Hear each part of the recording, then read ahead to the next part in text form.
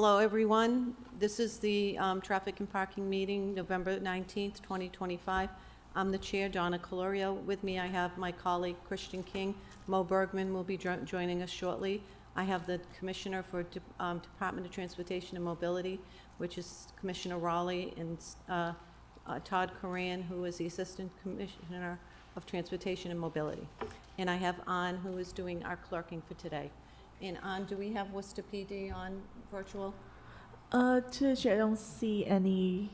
I'm not Okay. sure if I can identify any representative from the WPD on virtual. Okay, thank you. Okay, so first order of business, can you do a roll call, please, Ann? Yes, ma'am. Chair. Vice Chairperson Councilor King Here. and Chairperson Councilor Colorio. Here. Okay, Worcester PD just came in as we were thinking you guys were on remote. Sergeant Cipro, okay. So can you read the virtual attendance call-in information, please, 1A? Yes, ma'am. Chair 1A, virtual attendee calling information. Pursuant to Chapter 20 of the Acts of 2021 and in order to ensure active public engagement, the City of Worcester currently allows for both in-person and remote participation at all City Council and Standing Committee meetings. To partake in the meeting, you may attend the meeting in person within the meeting location.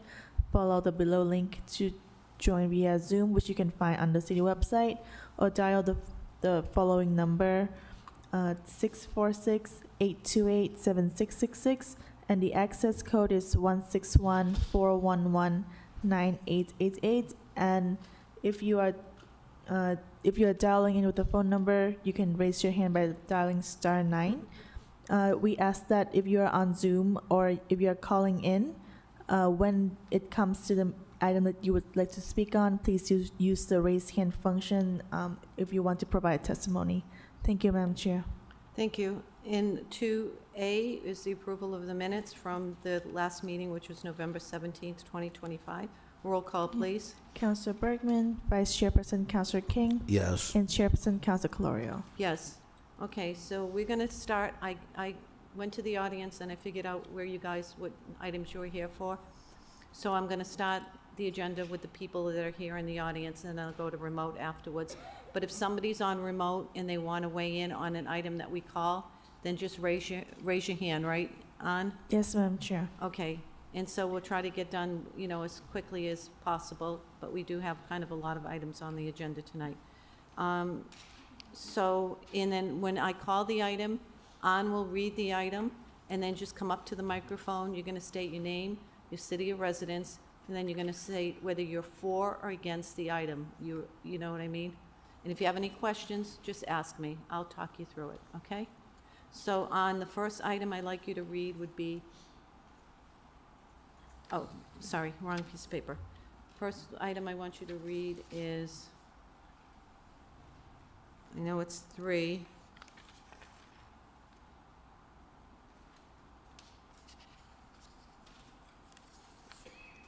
Okay, 3.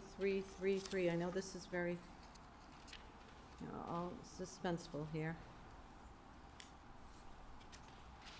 Okay, 3O will be the first item.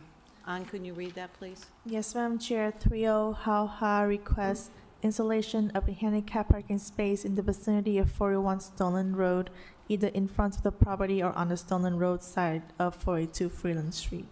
Okay, if you can just come up to the microphone, state your name and city of residence in your testimony. Hello, my name is Jean Fan. I am HowHa's daughter. My mom is right next to me right now. We are both residents of Worcester. I will be speaking on her behalf today. So we are requesting a handicap parking space for our place of residence, 42 Freeland Street, but specifically the Stoneland Road of the apartment, because the main door that we use is facing Stoneland Road. If you are not familiar with the area, it does sound a little confusing, so I do have a photo.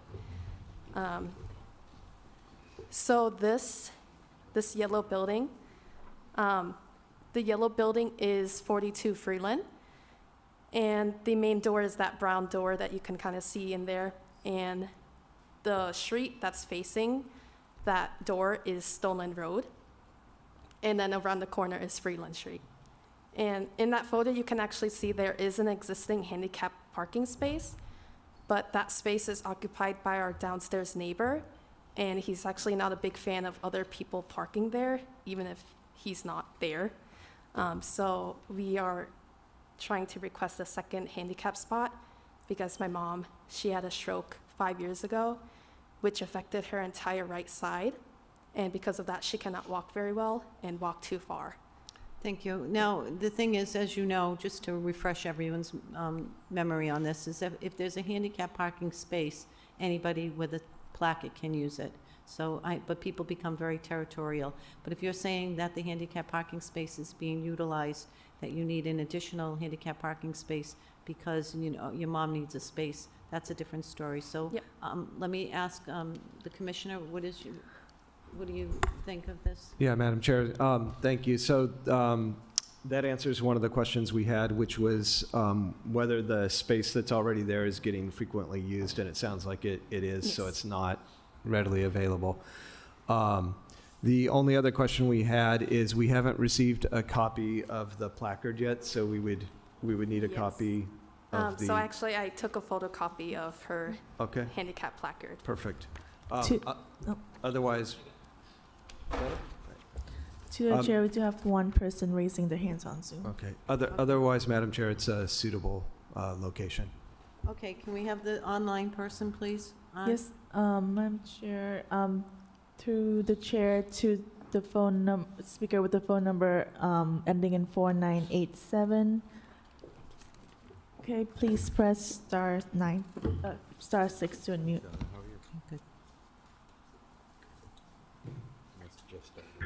Yes, hello, this is Eric Sliwa. Is everybody hearing me? Yes, come Yes? Yes. Oh, good evening. This is Eric Sliwa. I'm calling on behalf of 41 Stoneland Road. It's my understanding that the handicap space was expected to be in front of 41 Stoneland Road or directly behind the current space, which would be in front of the 42 Freeland Street property. You know, our position is that in front of 41 Stoneland Road, we do use that parking and we do need that parking. We have a number of units there and the tenants do require that. But we take no position about it being further down the hill in front of 42 Freeland Street on the Stoneland Road side. Commissioner? I'm sorry, Madam Chair, I missed the comment.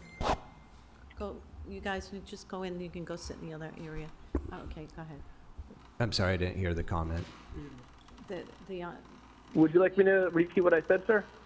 Through the Yes. chair, that would be helpful, thank you. Okay.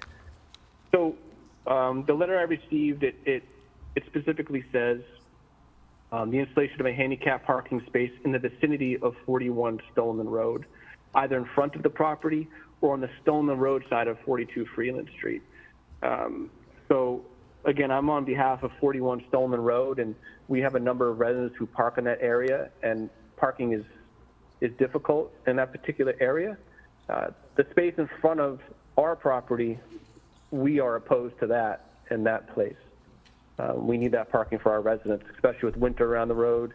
We have a construction site with a house that burnt down next door. There's a big lack of parking there right now, and that space is integral. But we don't take a position with the space they're prospecting right in front of 42 Freeland Street on the Stoneland Road side, which would be down the hill a little bit away. So Madam Chair, the comment was that the abutter wouldn't oppose the space being in front of 42 Freeland, and that does appear to be a suitable space. It would be just directly behind the other HP space. So our recommendation would be to approve an HP space adjacent on the Stoneland Road side of 42 Freeland Street. Recommendation is to put the handicap spot on the Stoneland Road side, correct, 42? Okay, So my recommendation would be to accept the recommendation. Roll call, please. Counselor Bergman, Yes. Vice Chairperson Counselor King, and Chairperson Yes. Counselor Calorio. Yes, thank you. you. Thank you, thank you for coming. Okay, what was that? 3L. Can you read 3L? 3L, Mayor Joseph M. Petty, on behalf of Michael Donahue, requests installation of a handicap-accessible curb ramp to the sidewalk in front of 54 Summerhill Ave.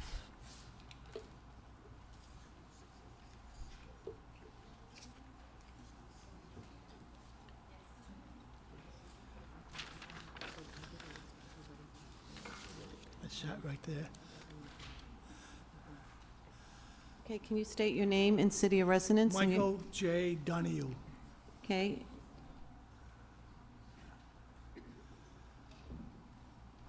Do you want to say that you want the Madam Chairman, handicap? my wife has become, has had a difficult time the last few years with mobility, and there's a need for a ramp to be put from the street onto the walkway. 5 months ago, I had to put a full ramp around the side of the house going into the back of the back door so that she would not have to climb any stairs. And I had to open up a path from the sidewalk to the ramp through the front yard. And so this break in the curbs will make it a lot easier for her and her mobility. So I'd appreciate that you would accept this petition and vote for approval. So, let me just get this clear. You're not asking for handicap parking space, you're looking No, for just a a ramp. ramp, a curb ramp. Right. Okay. Mr. Raleigh, what is your recommendation? Yeah, Madam Chair, sorry, I'm just catching up, finding my place in the memo here. So, in this case, as you stated, the resident's asking for construction of essentially an ADA curb ramp down to the street level. The city is only able to provide those at crosswalk locations, but there is a process whereby a resident could petition to place their own curb ramp. It's basically the same thing as applying for a driveway curb cut. So if you were to build a new driveway at your house, you would go to DPW and submit a permit to get permission to do that. But we don't have a program that places curb ramps except at public crosswalks.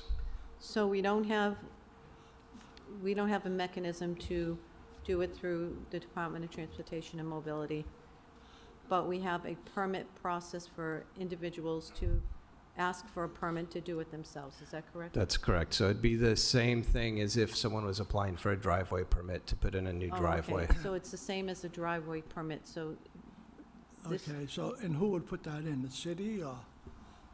So I can give you the contact information of the office.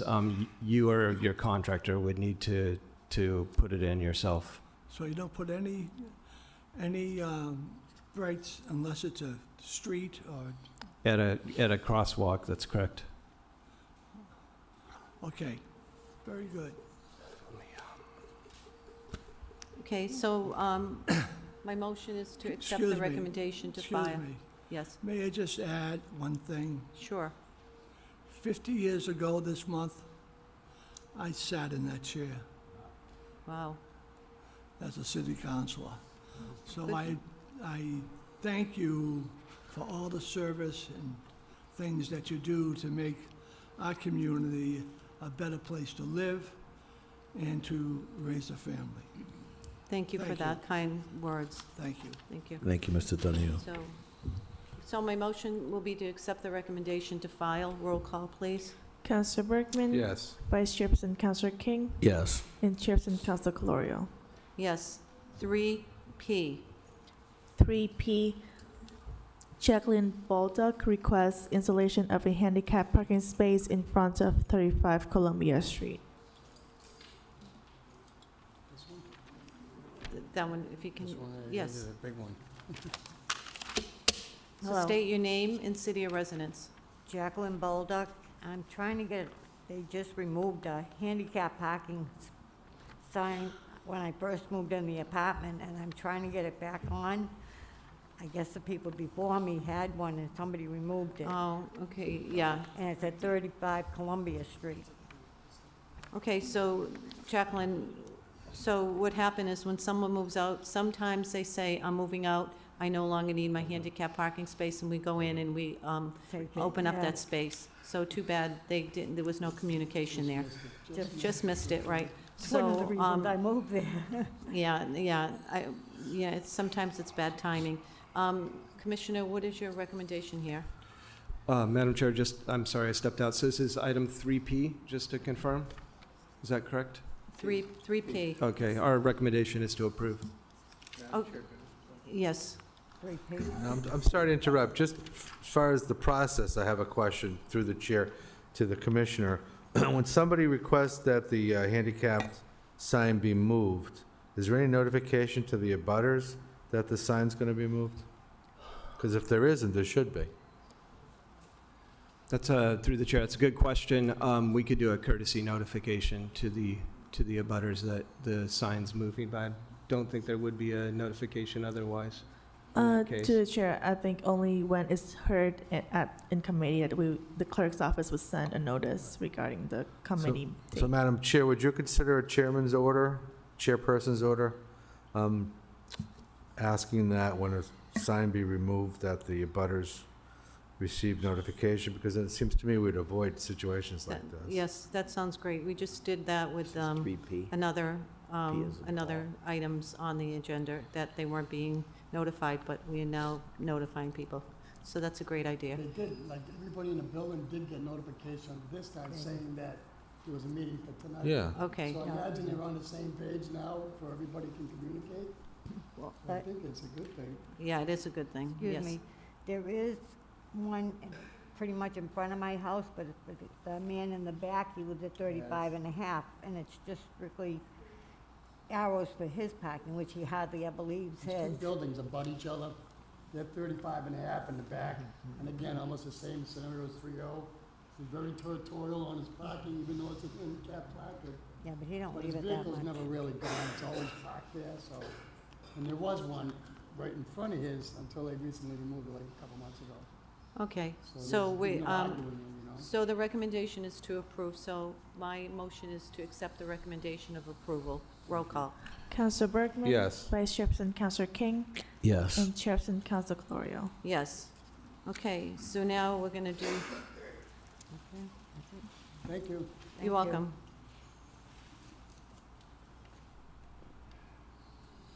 Hold on for a second, I'm gonna jump around here, and I've got all of your stuff marked off. So I'm gonna do number, hold on. 'Cause I know we have a group here.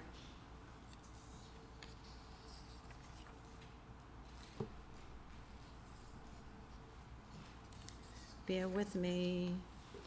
Okay. Where are we here?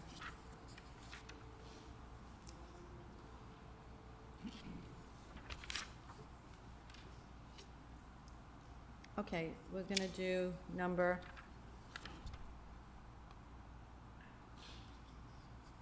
10D. 10D. 10D, Gary P. Peters requests the three-way stop signs at the intersection of Parkland Street and Chester Street be replaced with 2 yield signs and 1 stop sign as previously configured. So now, I know we have a lot of people that want to speak on this, so after Gary finishes, you can just come in and line up and state your name, city of residence, and your testimony, please, okay? Madam Chair, if I could, I believe item C is the same request as well, or materially the same request, so we might want to consider both of those at the same time. Oh, okay, they just didn't mention Parkton, right? So can you read C as well? Yes, 10C, Jane Bean requests removal of a stop sign at the bottom of the hill on Chester Street. Okay, so, okay. Go ahead, state your name and city of residence. Good evening. I'm Gary Peters, live at 42 Blackthorn Drive in Worcester. Actually, I have two addresses. The other is 27 Tatton Farm, because my house uniquely abuts two cul-de-sacs. And when I first moved in there, the city was nice enough to send me 2 real estate bills, but we straightened that out. But I'm simply asking that the intersection here of Chester Street and Parkton, there's 3 roads that come together. Previously, there were 2 yield signs there. I've been there 21 years, and that's the way it always was. And they recently, few months ago, replaced it with 3 stop signs. I'm asking that if the consider that they put it back the way it was. I thought it was fine. A lot of my neighbors seem to feel the same way. I've got some pictures here I'd like to distribute if I may. Can I do that? I've got one set for each person there, each counselor. The first picture is simply an aerial view of the area. It shows you Chester Street and Parkton. Parkton is, it comes uphill. You get to the top, you make a left turn, and then it continues on to Chester uphill. The main reason I want the sign put back to yield is in the winter, coming up Parkton, if you come to a full stop, you're gonna lose your momentum and you never make it up Chester Street until it's been salted and such, and it's caused for a lot of vehicles skidding and even some accidents there. If you go to the second picture, that gives you a clear view of Parkton Street as you come down the hill now, and they have replaced it with 2 stop signs that were, it was 1 yield sign over on the right-hand side there. And if you go to the next picture, it's Parkton Street coming up the hill where you make that left turn onto Chester. That used to be a yield sign that I'd asked be put back to a yield sign. And the third picture shows Chester Street where it comes in. It was a stop sign, and I asked that that remain a stop sign. And you come up Chester there, you make a left turn up to Chester, continuing on, or a right turn down Parkton. Now, there was an individual who lived right at the corner there, still does, and his big issue in life, I guess, was to put stop signs in there. I don't see him here tonight. I don't know if he was responsible for changing this thing, but the good news is his house is up for sale, so he'll be leaving shortly. And the only other things I'd point out is, over the last several months, a lot of things have happened, maybe with the committee, maybe with the city council here, the council in Worcester. They've instituted the 25-mile-an-hour speed zones throughout the city. They put speed bumps in where I don't think they're called for.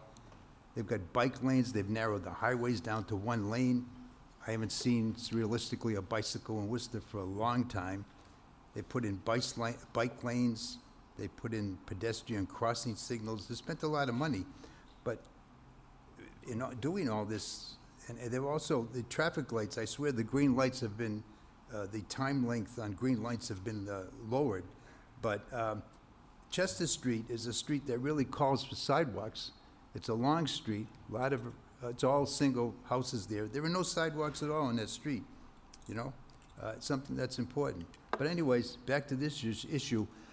If in fact you could see your way clear to put this back the way it was, I think a lot of the residents there would be very happy to leave it like that. I don't think there was any need to change it to what it is, and it would cause a big problem in the winter with the, when it snows, coming up that hill with ice and such, until such time as they get around to putting down the ice melt and such, you know? Gary, I have a question for you. Yes. What I heard from yourself and many of the neighbors is that when this was originally brought to the city council, to this committee, none of you were notified. Is that correct? That's correct. I So when never you had any notice of it. Okay, because that's why you put this on because there was a lack of communication, and I know that we changed, and I asked if you had been notified, and the answer was no, the neighbors were not notified, because they were, at that time, when you're putting in a stop sign, notification wasn't mandatory. But now they've changed it, and since then, they've been notifying people, so I'm glad to see you here, and I'm giving you guys an opportunity to speak up and give your side of it that wasn't told. And now I'm under the impression, and I've heard that the person that put the stop signs in is in fact moving, and I don't see him here either tonight, so. Also, this issue was brought up about maybe 10 years ago. We came to a hearing and such, and the resolution was with that person, I won't name him, I know him, nice guy, that we left it, that 2 yield signs and to stop, and he agreed. And this was about 10 years ago or such, you know. So your ask is the 2 yield signs and the stop? Keep the Yeah. stop coming over from, Coming up Parkton, a yield Park- sign, coming down Chester, a yield sign, and the other way from Chester Street, a stop sign, okay. the way it was. Okay, thank you. Okay. And I know we have some other people over here they're gonna speak. Come up to the Okay. microphone, please. My last thing, I gotta mention, I haven't been here in a long time, but this is a beautiful room. This woodwork is outstanding. Oh, Okay, good for the city We're of getting, Worcester. we're getting compliments on the room, on our service, everything tonight. This is great. Okay, thank you very much. Okay, the Thank you. holidays, people are happy, right? Okay, if you can come up to the microphone. Hi. State your name and city of residence in your testimony, please. And put your mic down a little bit, so. All right. Hi. Good evening. My name is Soraya Youssef. I've lived off of Chester Street since the year 2000. And we have a very, very steep hill going down Chester Street. And at the end, the road splits into two, either a sharp right or a sharp left. And we're having issues always in the winter time. And the issue is not that we don't want to stop, it's that nature of winter, especially going down this road, is very, very slippery, and we can't stop. Not that we don't want to stop, we want to stop, but we can't. I remember one year when my young daughter, she was taking the city school bus coming up. I had the school bus call me to come down Chester Street and get my daughter because they couldn't even go up Chester Street because of the road, how bad it is. And thank God I couldn't go down because the road was so bad. At the time, my husband was down there, thank God, and he was able to get my daughter. And the problem that I see that we're actually getting to it right now, very soon, is if you will be able to stop down that Chester Street, the person coming behind you, they just won't be able to, and it will cause accidents. I've lived there all this time, never accident during the summer. But in the winter time, this is when we have the accidents because of the weather related. And it's one of the steepest street going down. And the other issue too, going from Parkton Ave, going up to Chester where you're actually taking a right. This one, if you're driving a car, you won't be able to do it if you actually stop because you need the momentum of the car, not a truck. I'm not talking about a truck, I'm talking about a car. You need that push for you to be able to go up. And this won't be able, no one will be able to do it if there is a stop sign. Now, I've driven people up that hill, because thank God I have a four-wheel drive, that their car wouldn't be able, they couldn't make it up the hill. I had to drive them through the winter storm to go up that hill. So I'm asking for, please bring it back to the way it was, where going down Chester, we have a yield sign. If you're coming up from Chester Street, taking a left, there was a stop sign, and that's a good stop sign right there. And then if you're coming from Parkton Ave, going up to Chester, it was a yield sign. So I think that would be the best, and I just hope to God that this would be able to be solved before the winter, because people are getting confused, and specifically when all of them, they have to stop, and it's not a clear view who stopped first, and now we're actually having traffic on Chester Street. So that's my testimony. Okay, thank you. Does anybody else want to speak over there? Okay. State your name and city of residence. Alexa Novak, Worcester. Yeah, I just kind of want to second what Sue and Gary have both already said. In regards to like concerns during the winter time, there is 100% going to be serious accidents that occur at that intersection. But right now, currently, there's already so much confusion going on with the stop signs, and to be totally honest, people aren't stopping. So we're just having people kind of blow through them randomly. And I just think it's going to cause massive, massive issues. It's just not working. Like, we have people running it, we have people sort of yielding, we have some people stopping. Partly that's due to the fact that, one, going down very steep, but also, again, it is a visibility issue. So when you have the two intersections like meeting towards the middle, it is really difficult to see on the right side where you're stopping, and then people coming in, essentially. Like, it's really hard to see if a car's already waiting there or not. So people just they're not doing it anyways. That's kind of all I have to say. Okay, thank you. Does anybody else want to say anything? Okay, come on up. State your name and city of residence. Al Cussy, Worcester, Massachusetts. Okay. Okay, in that particular intersection, this is from December 11th, 2023. This is what happens on that hill. This is when there was an ice storm and nobody was there to take care of the road, okay? We ended up with 9 double vehicle accidents from Chester Street, Parkton Street, up to Bajorkland. That's how bad it was, all at the same time within a 15-minute period, okay? And my daughter was one of the ones that was involved in the accidents that day. And of course, the city of Worcester would do nothing for us as far as claims. And I only asked them to pay the deductible, and they refused to even do that when I went for a hearing. But part of the problem is that people don't understand that street is you've got a pumping station right there. The water goes underneath the road right there. That's what glazes that road, okay? So, and the person across the street has the pine trees right there, and the sun never hits there. So that road gets glazed right there, and that glaze never melts away. So like the previous people said, when you go to step on your brakes, you can't stop. You just can't stop. And how many times is that Mr. So-and-so who lives in that house who's moving replaced that guardrail? There's a highway guardrail that's been replaced several times because it's been hit. And within a day or two of it getting hit, he has it replaced, boop, like that. It's taken care of. Yes, I do remember having that guardrail replaced at this meeting. Yes, and I know this is a very treacherous road to begin with. It's not like we're dealing with a straight road or flat road. We're dealing with a lot of treacherous kind of... And it's also a cut-through for the people from Holden, where they come, it's either they have to go to East Mountain Street or they come down this way to get, in the morning, I mean, 8 o'clock in the morning, don't be walking on that road. Like I said, there's no sidewalks. Don't be walking on that road because these people are flying down that hill. Okay, Because All they're waiting to get to work. You know, it's tough for all the school buses and stuff, too. okay, All thank right? you, thank Yeah, you. thank you.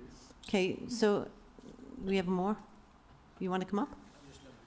Okay, come on. My name's John Bean, Worcester. I live on the hill. I've been there 36 years. I've never had a problem when it was a yield sign going from Parkton up Chester. There is visibility problems where the stop sign is. Like Mr. Peters said, I'd like to have the yield sign going up, a yield coming down. Because right now, in the last month and a half, I've almost been in 3 accidents there because people stop halfway in the road. They don't know who's supposed to go now. So I just go with all these folks and try to humbly ask you the yield signs. So since all not all of you are going to speak, how many here are in favor of putting it back to where it was, just so we kind of get an idea of what we're, okay. Okay, thank Right. you. Thank you for your time. Thank you. Anybody else want to say anything? Do we have anybody virtual on? To the chair, we do have 2 people currently raising their hands on Zoom. Okay, Okay, the first person that I can identify is Amanda H. Please press unmute to begin your testimony. Hi, can you hear me? Hello, Yes. yes, we can hear you. Please state your name and city of residence. Hi, Amanda Hirons. I live in Worcester. So I used to live up on Chester Street. Now I live over on Westchester.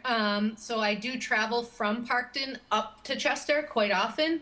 I've lived over on these two hills for 30 plus years. And I just want to reiterate what everyone has been saying to put it back how it was. I think driving now, everybody's very confused. Like John just said, that nobody knows who's supposed to go now, who's supposed to stop now. It's very difficult in the winter time to get up the hill or down the hill if there's a stop sign. So I do think that kind of everybody covered it. And I just want to say over on the Westchester side, coming from Parkton, it is also very confusing now. So I do think that changing it back to how it was would be the best solution. Thank you, Amanda. And to the next speaker that I can identify is Jane Bean. Please unmute to begin your testimony. Hi, can you hear me? We can. Hi. I'd like to thank everyone for letting us talk on this. And I've lived up on off of Chester Street here now for like 36 years. My husband is there. I also want to agree with everyone that's pretty much said the same thing that I was going to say. It's pretty dangerous right now when you get to the bottom of that three-way intersection and you have three cars there. Nobody knows who's got to go first. So you end up having cars that stop in the middle of the street, and there's cars behind them that don't realize they're stopping, so are putting on the brakes. It's very, very difficult. And it would be so much easier if it could just go back to the way it was. Thank you, Jane. Thank you. To the chair, we do have one more person raising their hands. Okay. Glenn Pape, please press unmute and you can begin your testimony. Hello?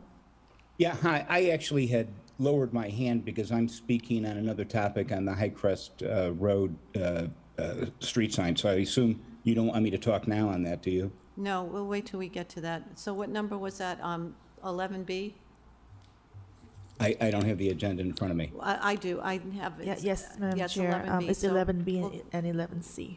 we have a few more to get to before we get to 11B, Thank but you. we'll call that, Glenn. Thank you. Thank you. To the chair, that is all of the testimonies, people that raised their hands. I'll be going to the commissioner in a second, but this is one of those examples, to me, it appears to be like, on paper, maybe it sounded like a good idea, but in reality, because you guys go through this every single day and go up and down the street, it's not a good idea. And I apologize that you weren't notified the first time, and it seems like there's one of those oversights, but I'm glad to see that both of you, Gary and Jane, put this on the agenda. So let's hear from the commissioner to see what the possibilities of changing this back, and then we'll take a vote on it. Commissioner? Thank you, Madam Chair. So this item was heard by this committee, I think, just about a year ago, if I recall correctly. No, sooner than that, maybe 6 More months recently? ago. Yes. So sometime within the last year.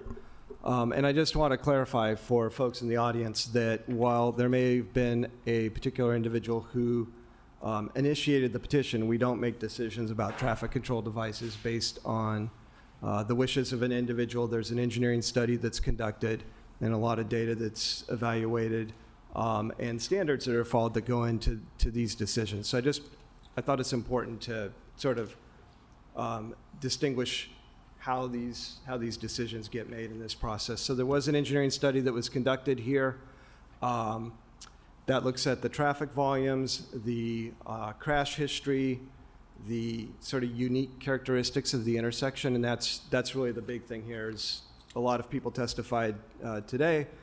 It's not your usual intersection configuration. It's 3 different streets that come in at kind of odd angles. One of those has a steep downhill section. Sight distance isn't particularly good from any of the streets looking toward any of the other streets. You know, if we were out there building a roadway, you'd never build an intersection like this today if you could avoid it. So in that engineering evaluation, there were several factors that were identified that can be justification for installing always stop. And those included the fact that the sight distances are compromised because it's generally safer to bring all traffic to a stop at an intersection if you can't see the oncoming traffic. I think something that's maybe a little bit difficult in this situation is that the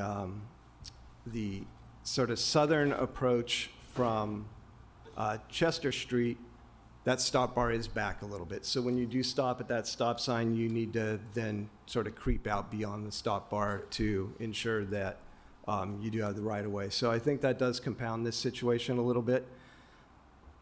But again, the thought process behind that is it's safer to stop everyone, let people figure out who has the right of way, and then proceed through the intersection rather than having someone have to sit there and guess whether there's someone coming down the hill as they make that movement through the intersection.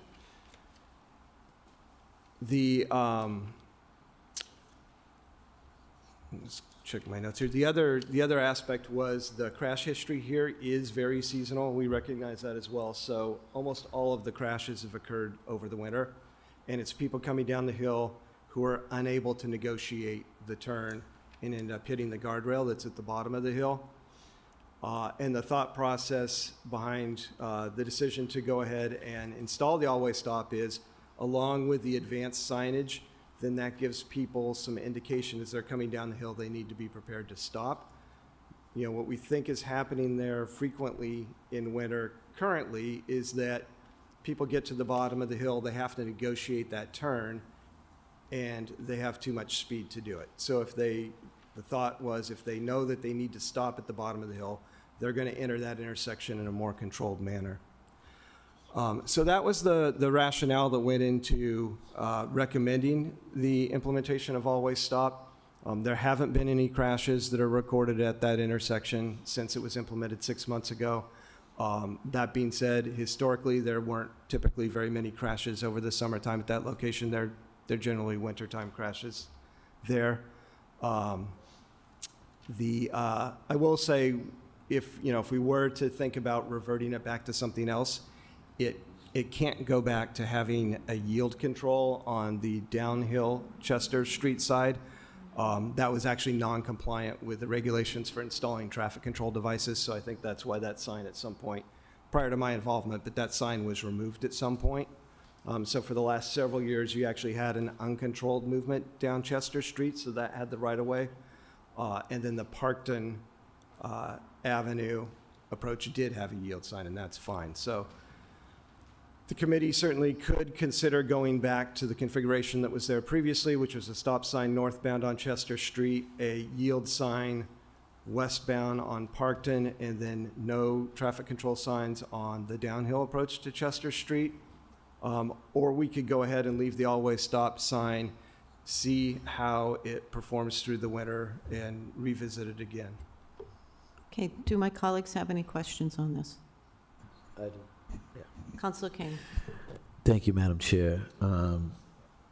To Commissioner Raleigh, when you referenced the difficulty navigating the bend or the turn and the guardrail issue, can you be a little more specific in that with regards to what you mean? And the reason I'm asking is we had a lot of testimony about increased challenges in the wintertime navigating that same area. And I'm just trying to have an idea what the differentiation is. Through the chair. So the approach that's difficult is that eastbound approach on Chester Street, which is downhill. It starts at about 13% grade up at the top of the hill, and then it levels out a bit to about 8% as you approach the intersection.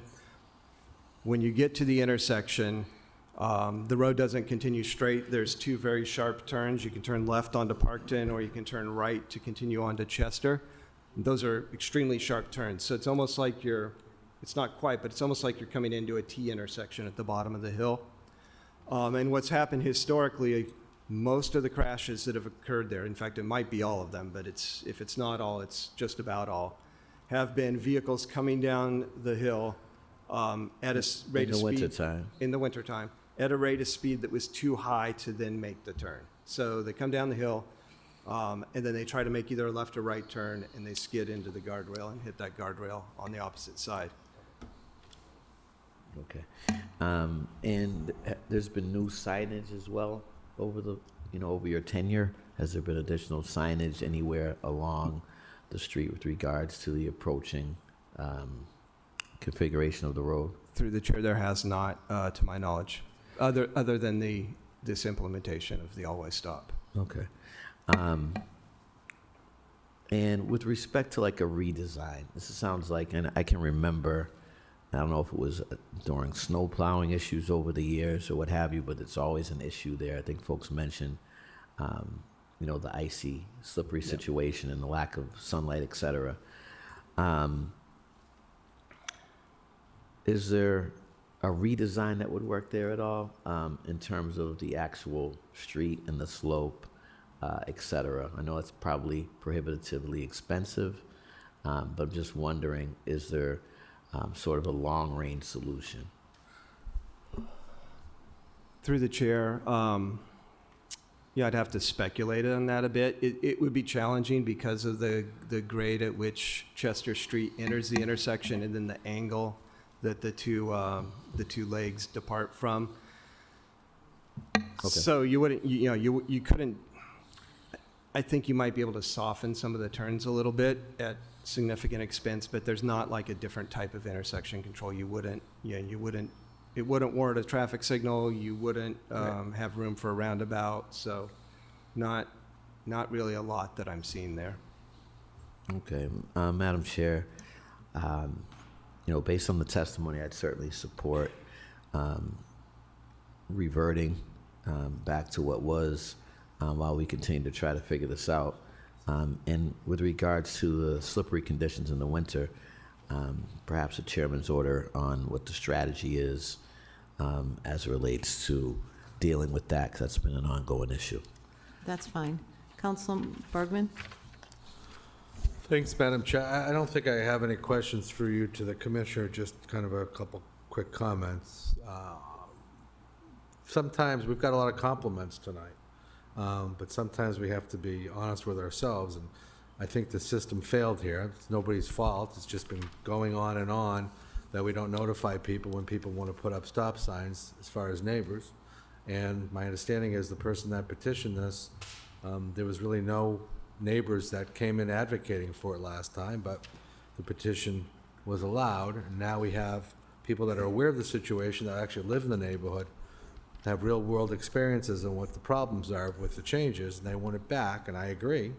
Probably never should have been changed in the first place. So obviously I'll support putting it back any legal way possible that resembles what in fact it originally was. I'm not looking for any new designs. I'm just looking for it to go back to the way it was. As far as the winter situation, I mean, that's it's a reasonable request that Councilor King made to see where the DPW is as far as sanding and salting, hills. I do know that they prioritize some hills as significant and some as secondary, but maybe we should be going by accidents, not necessarily by other ways of characterizing which hills get treated first and which don't. So I do actually have one question, through the chair, to Commissioner Raleigh. Do you know when the and it's not I understand DPW is separate from your department, but do you know when they prioritize, DPW in the wintertime prioritizes hills to be sanded and salted? What do they base that on? Through the chair, I know they do maintain a priority. I couldn't speculate on what that is. I'd have to get a report back for you on that. No, I appreciate that. So, Madam Chair, if you would consider a chairman's order asking DPW to factor in historical accidents on hills as a factor in determining which hills should get priority in snow and ice events, I think that would be a good order in light of the testimony. That's an excellent order. Yeah, Thank excellent. Okay, so am I under the understanding, Commissioner, that it can't go back to where it was, but it can go back to a stop sign on Chester, a yield sign on Parkton Ave coming up, and no stop sign coming down Chester? Is that correct?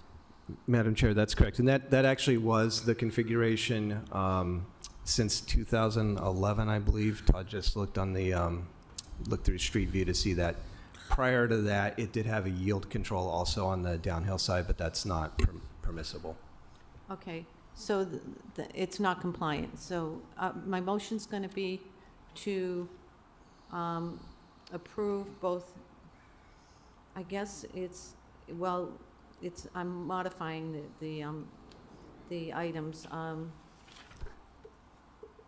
Let me read this, stop sign at the bottom. Okay, so removal of the stop sign at the bottom of Chester. Okay, so approve C, is this correct, on? And approve D with the modification that we have a stop sign on coming up Chester, a yield sign at Parkton Ave, coming up Parkton, and no stop sign coming down Chester. Is that correct? That's correct. Okay, roll call, please. Councillor Bergman? Yes. Vice Chairperson Councillor King? Yes. And Chairperson Councillor Colorio? Yes. Okay, thank you everyone for coming, and that's going to take, hopefully, we can expedite that, so we're not going to have any interference with the weather. But if we can look into maybe getting that changed over quicker than. Yeah, Madam Chair, so it'll need the vote of the full council, and then changing out the signs is pretty straightforward. And then we'll have to see when we can grind out the stop bars, but we can at least get the signs changed out relatively quickly after. Okay, thank you very much. Okay, thank you, everyone. Okay. Can I, I'm sorry. Sorry to talk out of order. Would we be able to get ours on next? I have a student here that's here to present. Yeah, it's coming. Yes, I'd really I'm doing appreciate that. I'm doing Next. 6C next. Okay, thank you for doing that. Okay, I heard that. Thanks Yes, so much. you're welcome. So 6C, Ann, can you read 6C for me? Yes, Madam Chair. 6C, Matthew C. Morse et al. Requests installation of a crosswalk in the vicinity of 974 Main Street at its intersection with Beaver Street and Richard Street for an efficient place for students at the Goddard School of Science to cross the street towards Clark University. Okay. State your name and city of resident. Good evening. You've spoken before, so you're good at this. Okay. Madam Chair, I'm sorry to interrupt, but item B also covers this topic. and C. Okay, so we can read 6B as well. 6B, Matthew C. Morse et al. Requests installation of a crosswalk in the vicinity of 974 Main Street at Beaver Street for daily usage by caregivers and students at Goddard School of Science and Technology. Okay, go ahead. Good evening. My name is Nola Garcia. I am 9 years old. I am in 3rd grade. I live in Worcester with my mom, and I'm here to support the crosswalk on Main River Street. I crossed the street there many times, and it's very dangerous to cross the street. Not all drivers check for crossing children. Don't follow the speed limit, and most drive too fast. Sometimes when we are crossing, the driver is not paying attention, sees us, then stops suddenly and beeps at their horn like it's our fault. I hold my mommy's hand tight when crossing the street. I may be only 9 years old, but I know that children have died crossing the street many times in Worcester. I love Worcester, and walking to school, crossing the street shouldn't be dangerous. And well, a crosswalk won't make drivers obey traffic rules. It will help crossing the street more safe and less dangerous. Thank you for your time, and please side with the people who work and live in our neighborhood by voting in favor of the crosswalk. Thank you, nice job. So this is his classmates made this, and they're also in favor of the crosswalk. So this is not just Manolo and Mr. Morris. This is the whole school. We have the principal here. We have the wraparound coordinator. This is a whole school effort, and Manolo's here speaking on behalf of his students. Okay, Go ahead. would anybody else like to speak? I'm going to speak. Okay. Well done, Manolo. And whether he's been here or not, he's 9. So please keep that in mind. He's a 9-year-old boy. Thank you. My name is Nelly Medina. I live in District 5, where my city councilor, Atal Hajai, has worked tirelessly on making roads safer for pedestrians. And in that breath, I'm here today to support the petition for a crosswalk, which will improve pedestrian safety on the busy two-way street and bus route, which is particularly important now during the darker months of the year, when the risk of accidents is higher. My 9-year-old little boy crosses from Beaver to Main, then Richard Street, on his way to school and sometimes on his way home from school. According to the U.S. Department of Transportation, 20% of all the pedestrian fatalities occur between 2 and 7 p.m. My child gets out of school at 2, and so do many other children in the area. With the end of daylight savings time and the shorter days, school crossing safety becomes particularly critical. The crosswalk would help provide enhanced visibility and safety for pedestrians and drivers alike. As a concerned parent, who has researched safer school routes, for our students, I recommend the City of Worcester take it one step further. Invest in rectangular rapid flash beacons, especially at crossroads with multiple crosswalks and heavy foot traffic. The beacons consist of rectangular-shaped amber lights emitting diodes, LEDs, installed below pedestrian warning signs. The beacons remain dark until pedestrians push the call button to activate the flashing lights, or, in addition to the crosswalk, adding school crossing signs or other proper signage so drivers are aware that students are crossing and they are in a school zone. In addition to the safety benefits of the crosswalk, the RRFB systems and/or the proper signage will help our school children develop safety habits. By reinforcing the importance of using crosswalks and following traffic signals and to reduce the stress of crossing the road for both children like my little boy, adults like me, and the educators who cross the children in their walk lines every afternoon. I support the petition for a crosswalk, which could make crossing safer for students from our neighborhood and an effective marker for reducing the risk of accidents. I'm hopeful that the added safety precautions will be a priority for the City of Worcester. With daylight savings time and shorter days ahead, it's vital to have these systems in school areas. By doing so, we can keep children safe when they're walking to school and remind drivers to stay alert and be cautious. Thank you. Thank you. Anybody else want to speak? Okay, go ahead. My notes. A little shorter. Okay.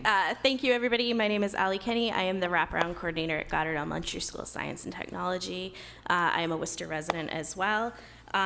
So if you're not aware, Goddard Elementary School is a elementary school that supports primary pre-K to 6th grade students. We have approximately 350 students at our school.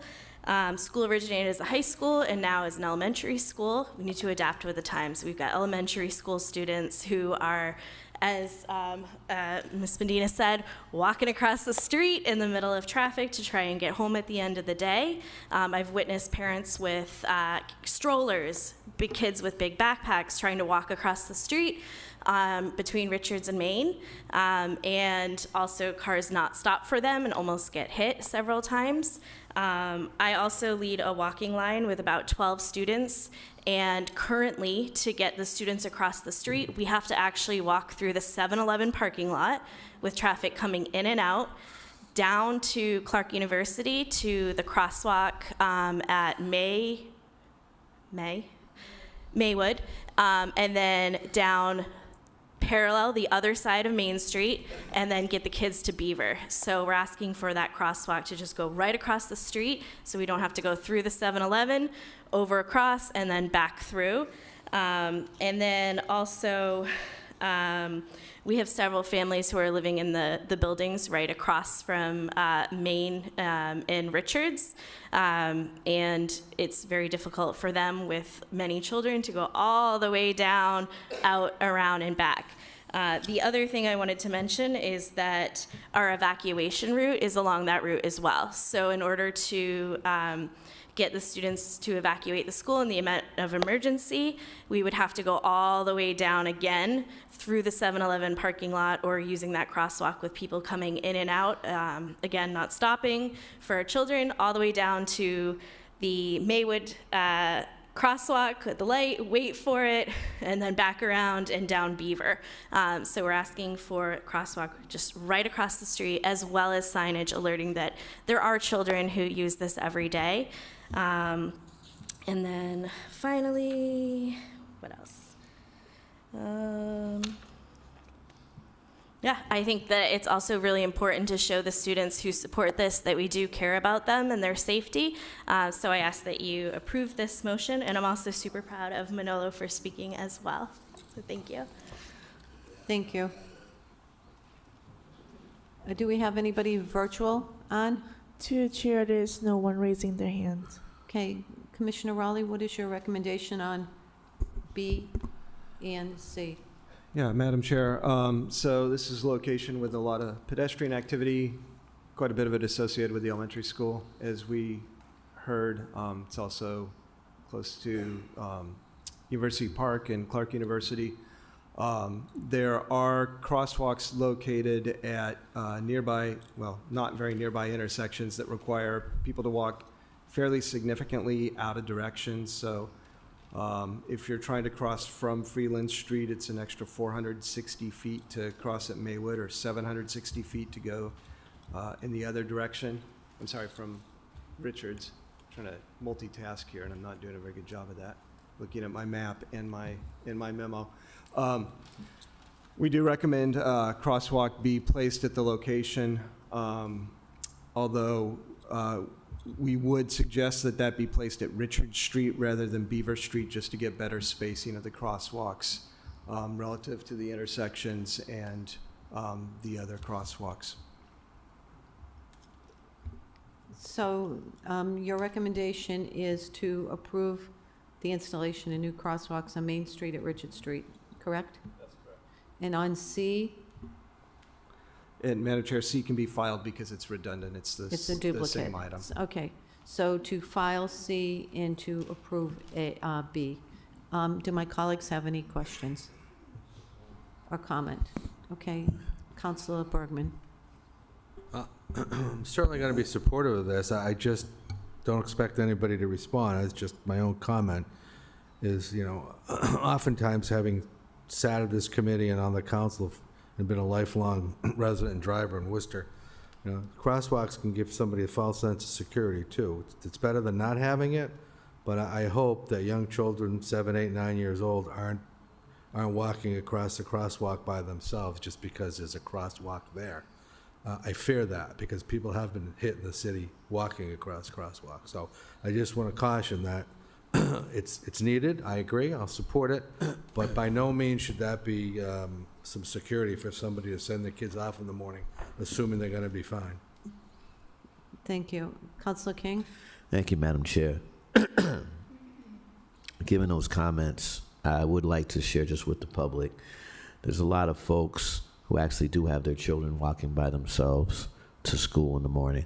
I know at my daughter's school, there's an 8-year-old little girl that has to do the same because there's a single mom who works, and they have their arrangements. So while it may not be optimal, I think it happens. It's not a reflection on parenting, it's a reflection of realities. That being said, Madam Chair, the comment about the pedestrian hybrid beacon suggestion is something that I've pushed forward on this council now for a couple of years. I know that there were plans in place to pilot some of these things, perhaps over on Lake Ave, perhaps adjusting some things on Belmont Street as relates to that sort of system. Just through the chair to the commissioner, would this, I mean, just kind of off the top of your head, would this particular area, given the closeness of the light, the intersection there with the lights, would that, I'm not asking if it would be good or bad, but would that kind of interfere with that sort of a system right there, through the chair? Through the chair, it could. That's something we'd have to evaluate, you know, more in depth before we could make a definitive conclusion. But yeah, the proximity to the other traffic signal could be a factor here. We'd also want to look at the volume of traffic, the number of lanes, the speed, and that kind of thing. Probably a higher likelihood here that this could be a candidate for a rapid flashing beacon than a pedestrian hybrid beacon. Yes, thank you. I appreciate that. In addition to that, I don't know what the answer is here, but I know we have a school safety person, Matt Morse, that does some work on this. And, you know, I think in the interim, well, I don't know what a timeline is for this. I guess that's my first question. What's the timeline? And then two, perhaps the chair would entertain some sort of report back from the schools regarding any mitigation strategies in play for this particular area through the chair. Through the chair, I'm glad the councilor asked that question because I neglected to mention it in my recommendation. So I think a lot of times there's an expectation when a crosswalk is requested and then approved that it gets constructed right away. We can't actually stripe new crosswalks until compliant ADA ramps are also provided. That's the law.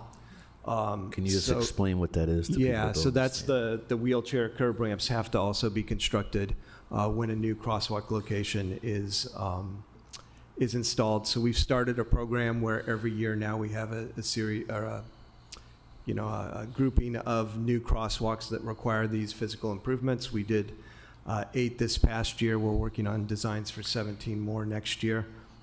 So this won't be an instant implementation. It'll require a little bit of light design work and then funding for construction of those curb ramps to go along with the crosswalk. Okay. Thank you.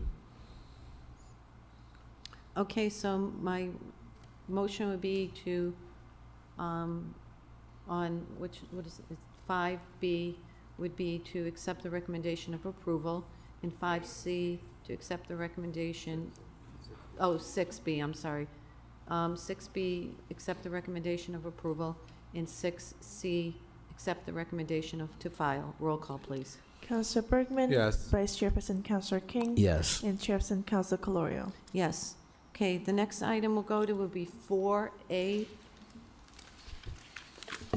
4A. Thank you, everyone. McKay Hillier on behalf of Queen Anne HOA Silver Linings Property Management requests removal of a bus stop in front of property located at 150 Lincoln Street.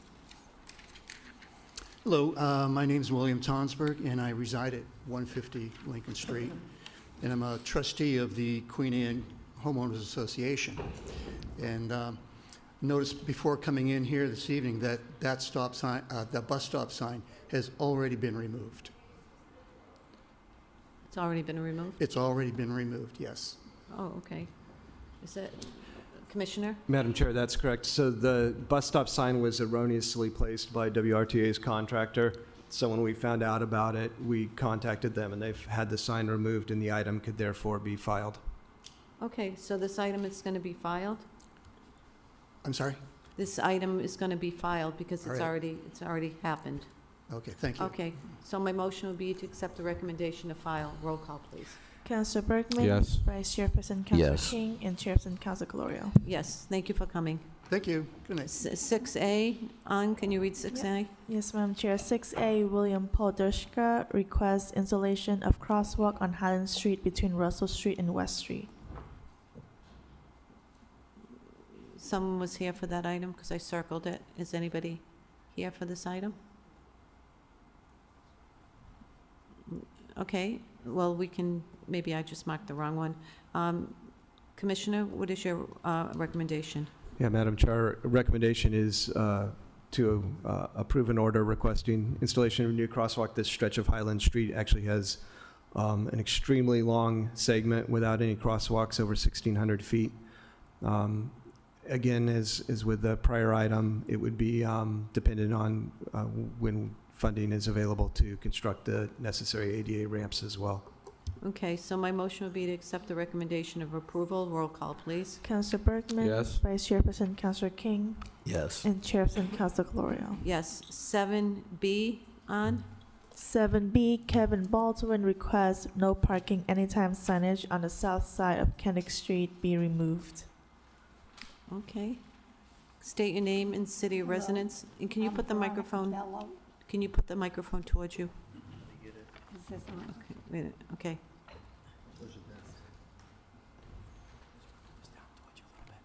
Oh, okay. I'm sorry. That's okay. I'm here. I'm against taking down the no parking sign on one side. This is on College Hill near Holy Cross. I've been there all my life. And because of an incident years ago, my dad got sick, we couldn't get an ambulance up the street because they had parking on both sides with the snow, and we had nothing but a problem then. And then with Holy Cross students parking everywhere. Now, we have everything under control. The people that are living there now are living more year-round. They're enjoying everything. Everybody knows that if we took the signs down, we'd have a problem. And I understand you're inconvenienced a little to move your car, but in the long run, if you put that sign down, you're going to see the college students like to park anywhere they can. And we've got it under control right now. The people are living quiet, no problems, and we would love that you do not allow this. Okay, thank you. Does anybody else have anything to say on this item? Yes, there is. She's the neighbor, and there was supposed to be some on Space Time. Okay. Can you state your name and city of residence? Good evening. My name is Ifi Eguatu. Can you pull this up a little bit? Thank you. My name is Ifi Eguatu. I live on Kendick Street, and I support Victoria for not removing the... So you want the sign to stay up? To stay, because there was an incident a long time ago. The students, they park anyhow. So they park right behind my driveway. So when I was backing out, I just tapped the car, but I went looking for whoever that parked the car. The person wasn't even around that area, came from another street. So I went to the Holy Cross apartment and I reported myself to them. I said to them, please, if whoever have this guy, they come and be looking for who bumped their car, tell them it's me, because I live just here, next door to you guys.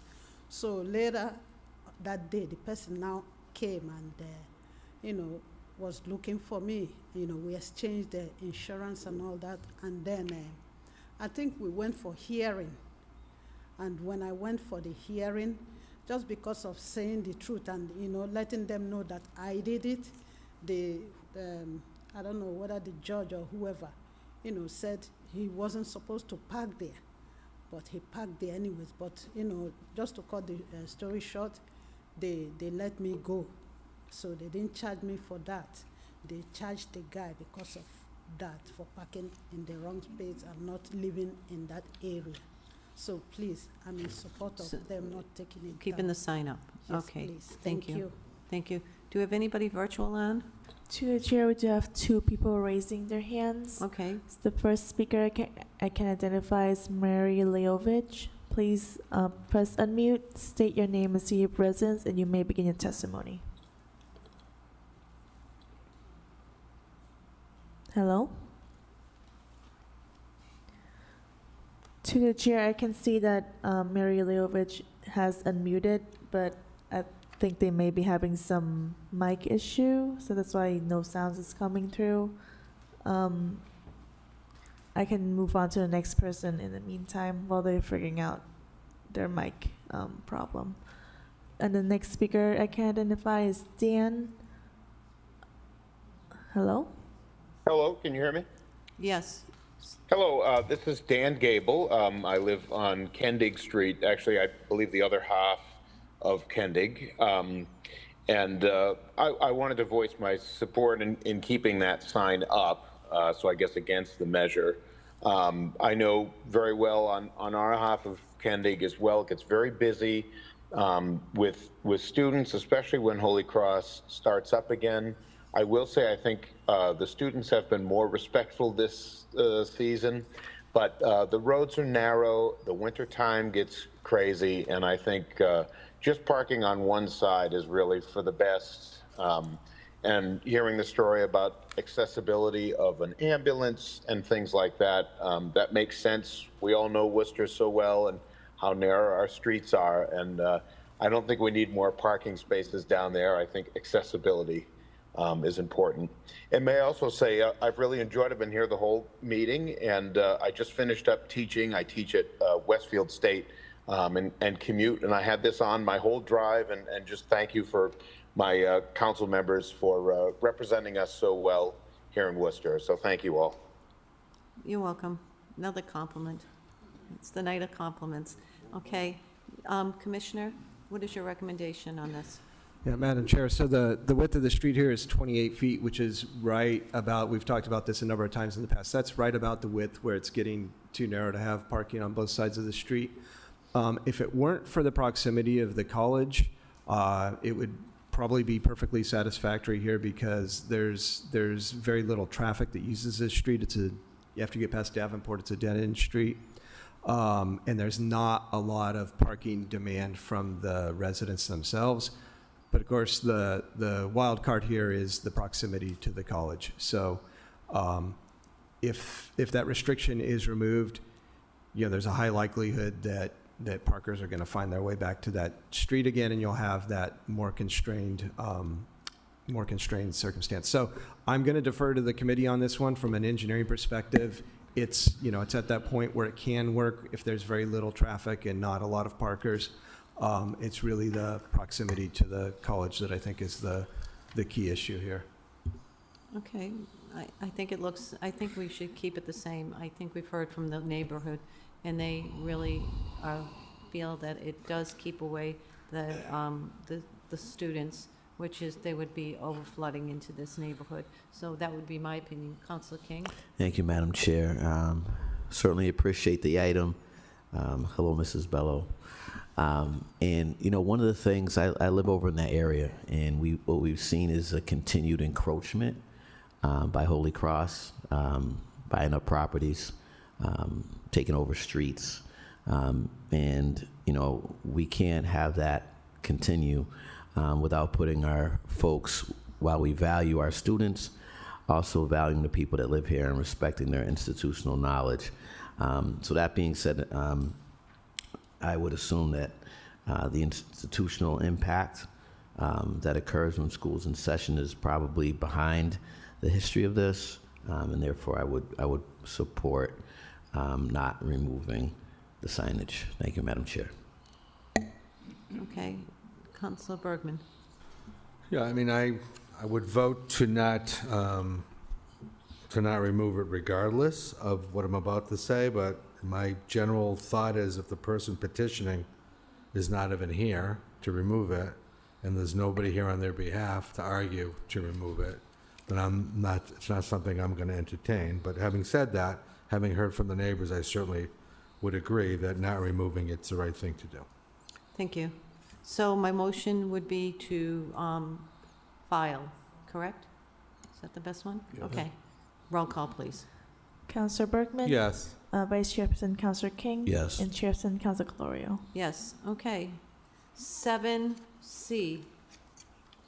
7C, Michael Chestnut requests installation of no parking anytime signage directly across from the driveway of 90 Alvarado Avenue.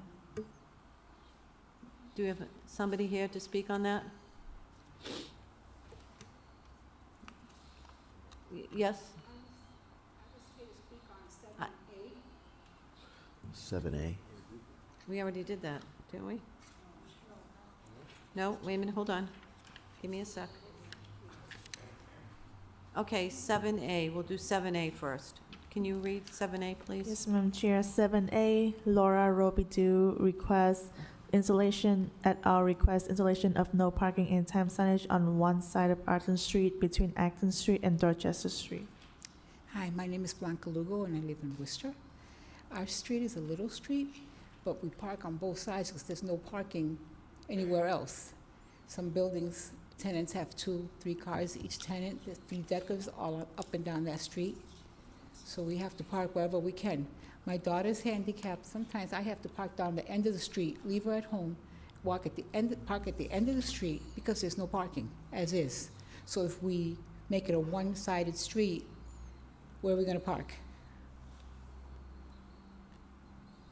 My question is Okay. if to leave it the way it is. So they want, this petition says no parking anytime signage on one side of Arthur Street between Acton and Dorchester. You said that's a big portion of the street? Yes, and it's a one-way street already, so.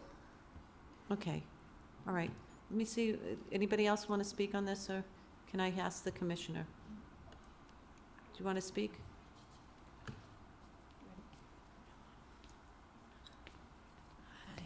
My name is Sherry Cruz, and I also live on Arthur Street. I'm also with her saying that our street, it is small. We do park on both sides.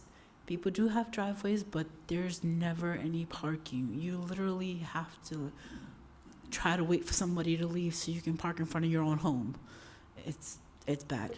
So if So you make this it a no parking on one side, It'd you eliminate a lot. definitely will not have any parking.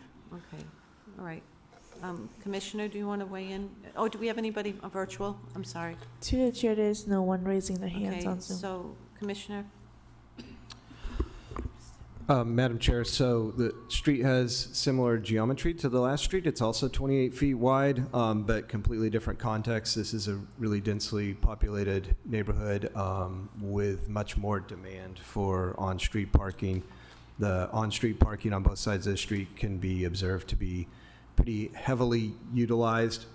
If the street, again, it's at that, just sort of at that wrong width. If it were a couple of feet narrower, we would have to recommend removing it from one side of the street, but at 28 feet, you are able to keep a 12-foot wide travel lane clear between the two rows of parked cars.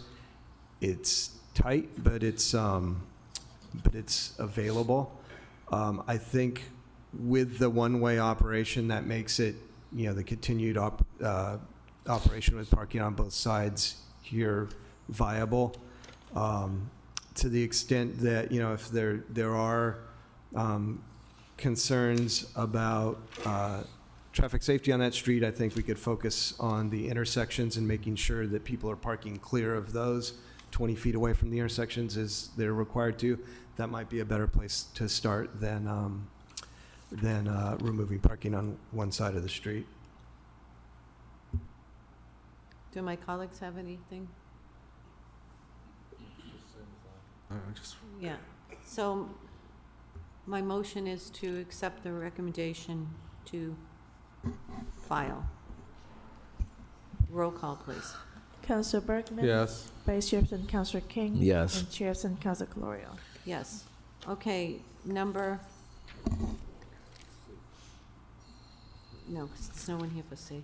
I'm going to do 7F. 7F, Nelly Perez requests installation of no parking anytime signage on the outside of Lewis Street from Princeton Street to the vicinity of 33 Lewis Street. Hi, my name is Nelly Perez. I live at 34 Princeton Street. I live Princeton and Lewis Street. I have problems in my parking lot coming out. They made a homeless area. Now all the homeless park at the other side, and the people at 33 Lewis Street, they used to park all the way down. Now, like, homeless people have cars, they park there.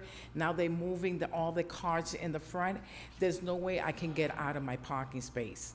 And that's making issues, and I don't want to have, and I want to put in that area no parking, that I can go by, or anybody, and when you go through this, 2 cars cannot go by. You have to wait, or you have to back up to let another person to go in. I don't know if you understand me, but. I know Now Princeton Street we have very well. We have homeless now, I know, we put the, that building up, I think it was like 2 years ago, was that right? Yes, and now this first year, now we're having problems with the neighbor and everybody, because now the homeless, now they have cars and everything, they're parking where the other people used to park in that side. So. I can even show you.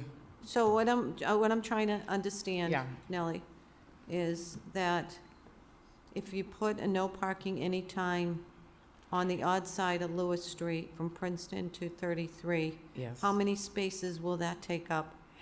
I didn't want to put it in 33. I like to show you a picture, because it's Okay. hard for me to explain. Okay.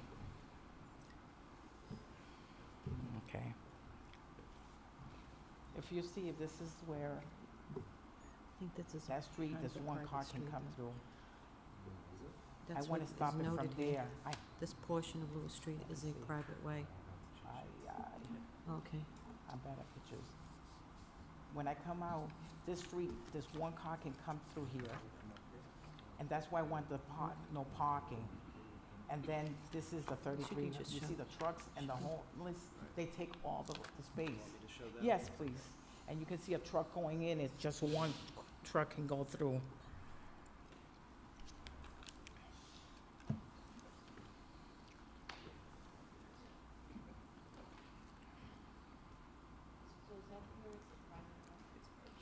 That's what I was asking.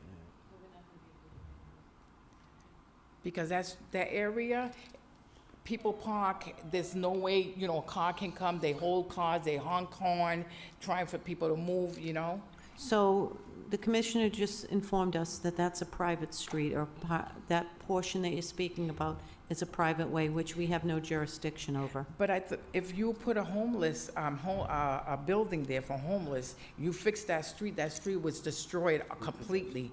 And now they removed the whole street, they fixed the whole street, they did the whole street. Who owned Let me owns just, that area? Commissioner, even You know though what I that the mean? city redid that part of the street, is it still a private way? Madam Chair, it's still a private way. It was never made public.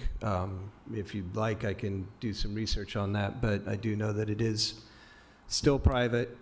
I will add that we cannot sign no parking on a private street, but abutters can place their own signage along their frontage prohibiting parking. So the owner of number 33 could place their own signs saying You get no a parking. chance. But they- Only along your frontage. So in front of your house, is your house on the private street? Private part of it? I'm in the corner, I live at 34 Princeton Street, but my Lewis Street, that's where I park my Okay, my okay. car. So you the gotta people go. that are on that part of Lewis Street, if they want to go out and buy a sign that says no parking in front of their house, they can do that. But I called a couple of times the cops, and the cops said they can't do nothing. That's why I'm Because it's a here. private way. Because I told the people, you can't park. I wrote signs to the Okay. people, please don't park here, because I can't get Okay, out of the garage. Commissioner, go ahead. The other thing I wanted to add is that even on a private street, when people do park, they have to leave a travel lane 12 feet wide available. So if people are parking and there's not 12 feet of space to get by them, you can call parking enforcement or police, and they can enforce I it on a did- private street. Yeah. Yes. Yes, Counselor Bergman. Yeah. Yeah. Let me try to Okay, because I. short circuit this because my head is spinning. Yeah, My day job, I deal with this a lot. okay. Talk to your neighbors on Lewis Street. Tell them they need to get a lawyer. You're supposed to provide one half the space of the private road, Okay. as Commissioner said, for a travel lane. You can't just block it. You can't just block it. Yeah. You have no standing, in my opinion, because you're not on that street. Okay. If you're really concerned, your neighbors on Lewis Street are concerned, get them together and tell them they should get legal advice, because somebody that lives on that street should not be blocking the other neighbors from accessing back and Yeah. forth on the street. But That's all we can do for you. Okay, because a building that goes to next, they rent is a 6-unit. People rent there, the landlord's not gonna do nothing. The next over, who have a 33 Lewis Street, they're Hispanic, they're not gonna, I've been living almost there 30 years, and now we arguing to each other, and I have gone and tell them, listen, your people are parking there, I can't move or anything, and we're having arguments together. That's why I'm here, because so many years we lived there, and I don't want to have any arguments with no neighbors, and we've been so close, and now we're not talking to each other. Madam Chair, if I could just finish. Yeah. Yes, go ahead. The only thing we can do to help you, Yeah. only thing I can do to help you, Yeah. because it's a private street, is to advise you to talk to your neighbors on Lewis Street and consult with an attorney, because nobody can block anybody else in a Yeah. private street from having the right to use it. And I would just say that I agree with you. I find it very curious if this is in fact a private street, I don't know if they did, but if the city put a new road in over there They on a did. private street at the taxpayer's expense, there's something that's amiss there, but I don't know for a fact that that's what happened, but I don't doubt what you said, Yeah. but I find that very curious. If you look at, they put a new street, 30 years, it's been bumps, holes, we couldn't do it. Now this year, we have a new road.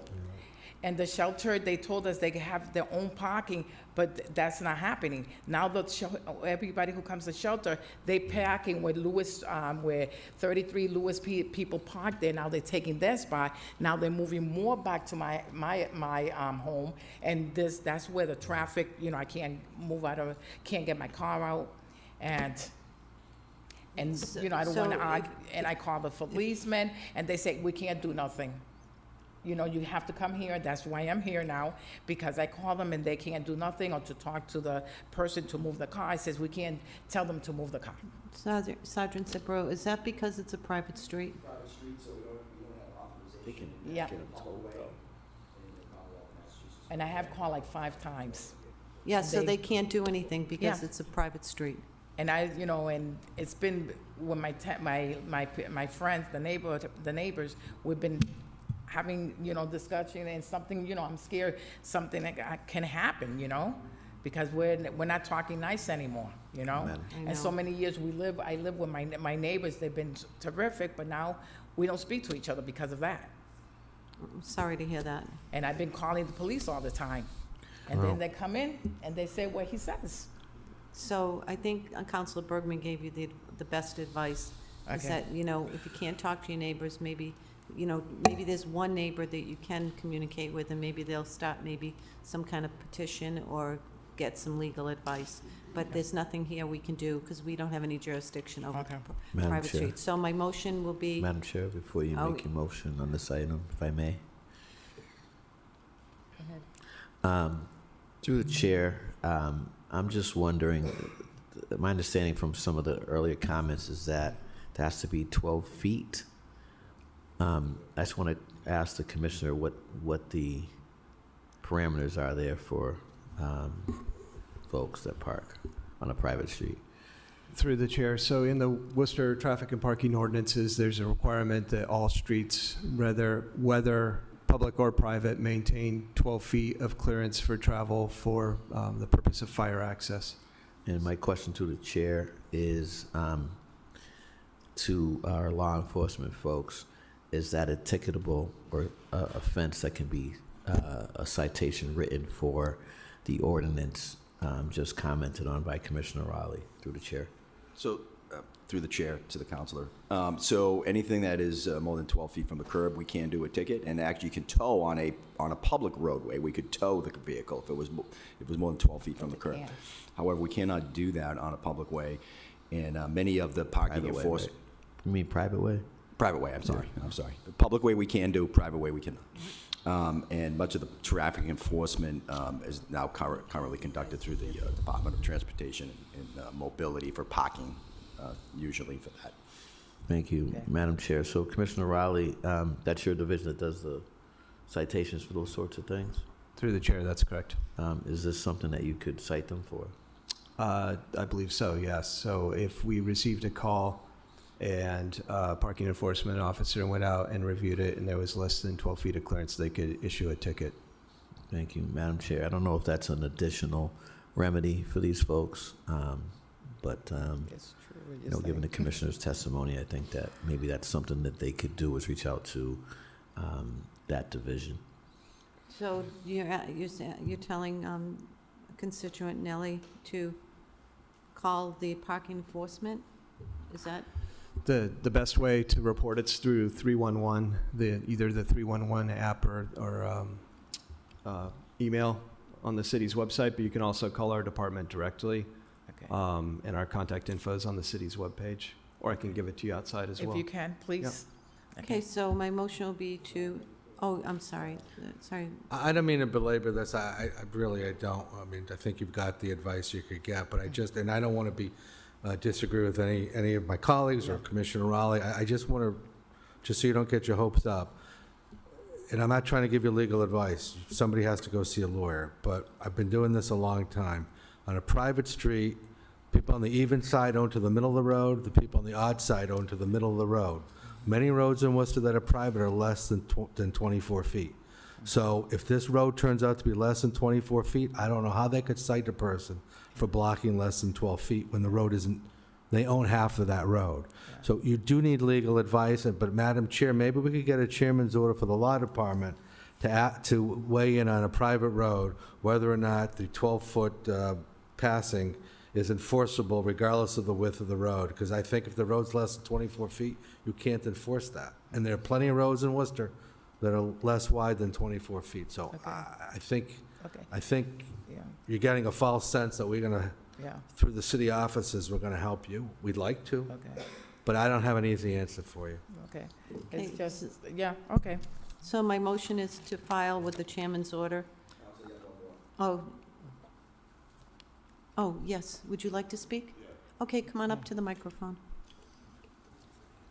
Sorry about that. Yeah. Oh, We got kind of wrapped up here. I want to speak on behalf of her because I've plowed on that street on Lewis Street. Yeah. Just me as a plow truck driver is hard to turn.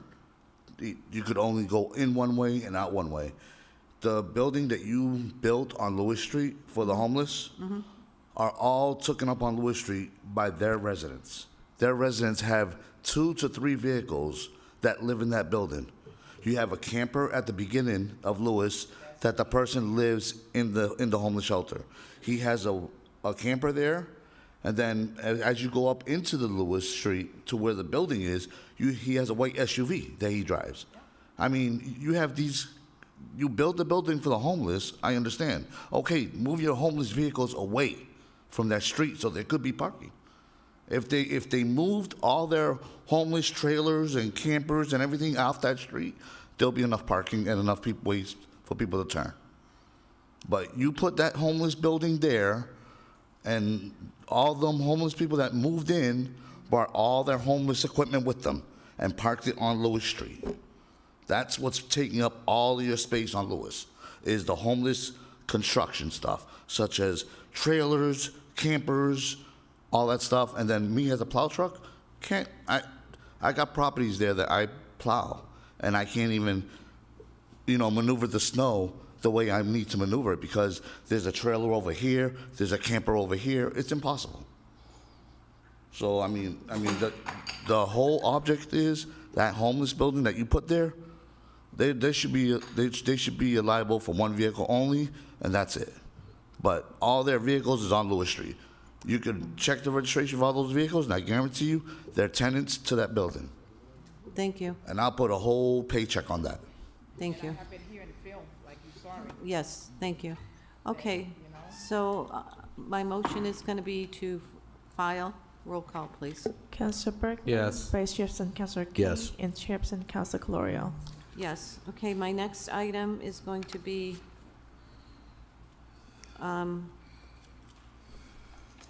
12A. 12A. Councilor Candy Merrill Carlson requests the existing winter parking ban provisions on Providence Street between Waverly Street and Winthrop Street be replaced with an outside ban when declared. Is anybody here for that item? What? 3B? Yeah, well, I'm here for the parking ban and the... Oh, you're here for 2? Okay, we're doing 12A right now. Anybody here for 12A? No one's here for 12A? Christian? I thought it was him. Yeah, we just jumped for a minute. To the chair, we do have one person raising their hands on Zoom. Okay, we'll get back to this. Don't worry, you're all gonna be heard I tonight. thought You're there not gonna was- be shut off, so, go ahead, Ann. Yes, Madam Chair, I can identify Speaker Paul F.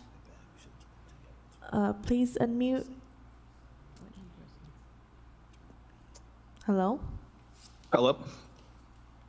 Please state your name and city of residence, and you can begin your testimony.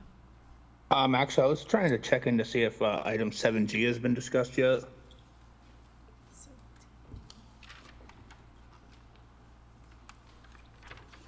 To the chair, we have not Not taken yet. up 7D.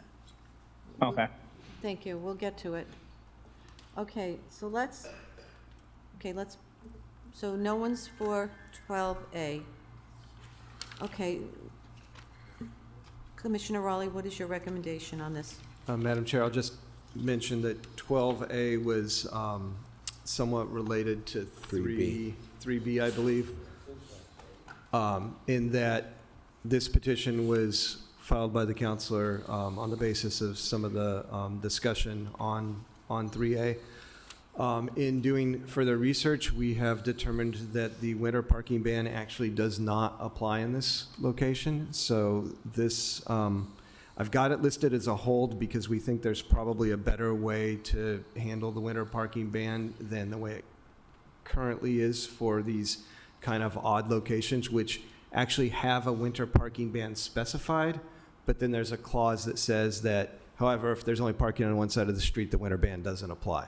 So it's very confusing, as evidenced by the fact that we had this item held previously to reconcile this. So, long way of saying it could be there's no action that's necessary. I can confirm that the winter ban does not apply on this street, but we are recommending a hold so we can come back and revisit the topic in general. And then when we get to the next item, that will no longer be an issue for it. I mean, let's just take care of this item. So my motion will be to hold this item. Roll call, please. Councilor Bergman? Yes. Vice Chairperson Councilor King? Yes. And Chairperson Councilor Calorio? Yes, and then you want to go to 3B? Yes. 3B? 3B, B.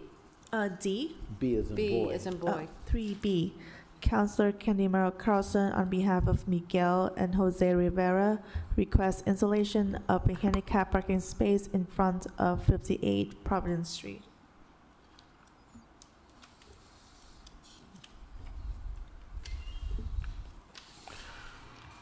Yeah, I'm trying to get a handicap placard, a handicap parking in front of my residence. I live at 58 Providence Street.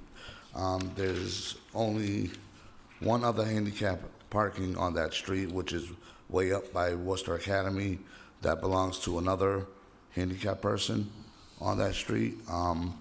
In front of my residence, they were talking about the winter parking ban problem, but of course that's been issued, that's been cleared. But now, at first I didn't need a handicap placard, a handicap parking, but my son got shot and he's paralyzed from the waist down.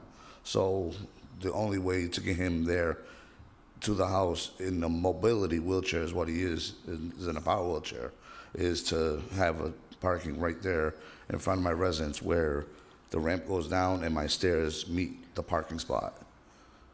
Right where the ramp goes out of his, it's actually his vehicle. The vehicle's registered to him. I'm just the driver of the vehicle for him. As soon as he gets his license, he'll be able to drive that vehicle himself. Commissioner? Madam Chair, so we're actually all set on this location now. We were able to confirm, as I said on the last item, that the winter parking ban is not an issue here. The other question was there was a WRTA bus stop sign. We've confirmed with WRTA it's not an active stop. So this is a suitable location and we recommend approval. Okay, so my motion will be to accept the recommendation of approval. Roll call, please. Councilor Bergman? Yes. Vice Chairperson Councilor King? Yes. And Chairperson Councilor Calorio? Yes. Okay, so 11A, I'm sorry, 11B, because we have 11B? that person on. 11B. Yes. Glenn Pape requests Okay, bye. installation of cross-street signage on Highcrest Drive at its intersection with Dennis Drive. That person's remote. Remember, they were. Yes. To the chair, so I'm recognizing Glenn right now. Hi, good evening. So I'm not sure what information you need. This seems to be straightforward to me, is that Highcrest Drive is just one block long. And the signs at either end, Marianne Drive and Dennis Drive, are missing. So I don't know if you need an argument or if it's just simply that, there should be cross signs and they're not. At one point there were, and I don't know what happened to them. Okay, Commissioner? Madam Chair, I'd recommend we take item C at the same time, which is the same situation, but at the other end of the street, if that's okay. Right. Can we read C on? Yes, Madam Chair, 11C, Glen Pape requests installation of cross-street signage on Highcrest Drive at its intersection with Marianne Drive. Okay, Commissioner? Madam Chair, so we do recommend approval on both of these items. The Highcrest Drive is labeled on the street sign, but the intersecting street is not, and best practice is to have both streets. Okay, so my motion will be to accept the recommendations of approval for 11B and 11C. Roll call, please. Councilor Bergman? Yes. And Chairperson Councilor Calorio. Yes. Now, 11D. 11D, Christopher Sacco et al. Request installation of posted speed limit signage on Middlesex Avenue. The State- request, Chris Sacco from Worcester, when I put in the request, I requested a posted speed sign along with a speed bump. The problem is that Middlesex is a very small street. It has two private roads up at the top, a hill on the right, and so there's only one public road that connects to it. At the top and at the bottom is Hamilton Street. People have been speeding horribly. And what happened is Commonwealth Ave cuts to South Plaza. There are stop signs on Commonwealth Ave. In this road right next to it, they put speed bumps on Boston Ave. So when construction started on Commonwealth for different reasons, they were detouring the traffic. Now people are at night 50 miles an hour. They're flying up Middlesex Ave. It's a small residential street. Children, elderly, look at me. You want me hit by someone? And my thing is the speed bump along with the signage. That's what I requested, and I tried to write both down. And what they probably did is they probably knew it was two different orders, so they separated it. Okay. And when I'm looking at 200 orders and putting them on the agenda, I didn't notice that there was a second one, so that will come up at another time. Okay. Okay, so Commissioner, what is your recommendation? Madam Chair, so with regard to the speed limit signs, the regulations are actually changing in the next month on allowable signage for signing speed limits on statutory routes like this one. Currently, we're not allowed to place speed limit signs. I know that sounds a little crazy, but on streets that are governed by the statutory speed limit, we actually can't place the black and white speed limit signs. The federal regulations changed in the last 2 years, and the state is updating their regulations and expects to have those released in another month to 6 weeks, so we'll know what playbook we're playing by at that point in time. But as of right now, we don't have an option to do that. Certainly may be an option after the start of the new year. Is it possible to know at some point the organization of when the speed bump position, like that question is going to be raised, or? Could I interject here? I live on 506 Ave. Steve Marusek. I live right across from Chris. This road, Commonwealth Ave has the stop signs, as you said. Boston Yeah. Ave speed bumps were installed, I want to say last year, maybe, or the year before. Middlesex Ave is just a raceway to get to Crawford Street, to get to Colbert Ave. Now, I've called the police department, said that we're thinking, John, he's also a neighbor on the street, lives at the top of the street, that we're going to start putting out orange cones to kind of slow the people down. I was told that you can't do that for whatever reason. So there's a young couple that lives across the street. They've got a 2-year-old and a new baby. They're afraid to go out on the street to walk the kids because the people are flying up the street. I get it about the whole speed, the stop sign thing, not the stop sign, the speed limit thing and this and that. Boston Ave has speed bumps. Commonwealth has stop signs, which is pretty meaningless, to be honest with you. People just blow right through them. We see it all the time. I hit the horn, I point to the signs, people don't care. I'm more concerned about Middlesex Ave because I've lived there my whole life. He lived there our whole life. We're afraid to walk our dogs because you don't know. These people come flying up the street. I'm telling you, 40, 50 miles an hour, and they go right to the top of the street. They take a right on Crawford, right to Commonwealth Ave, and they just continue right to South Plaza.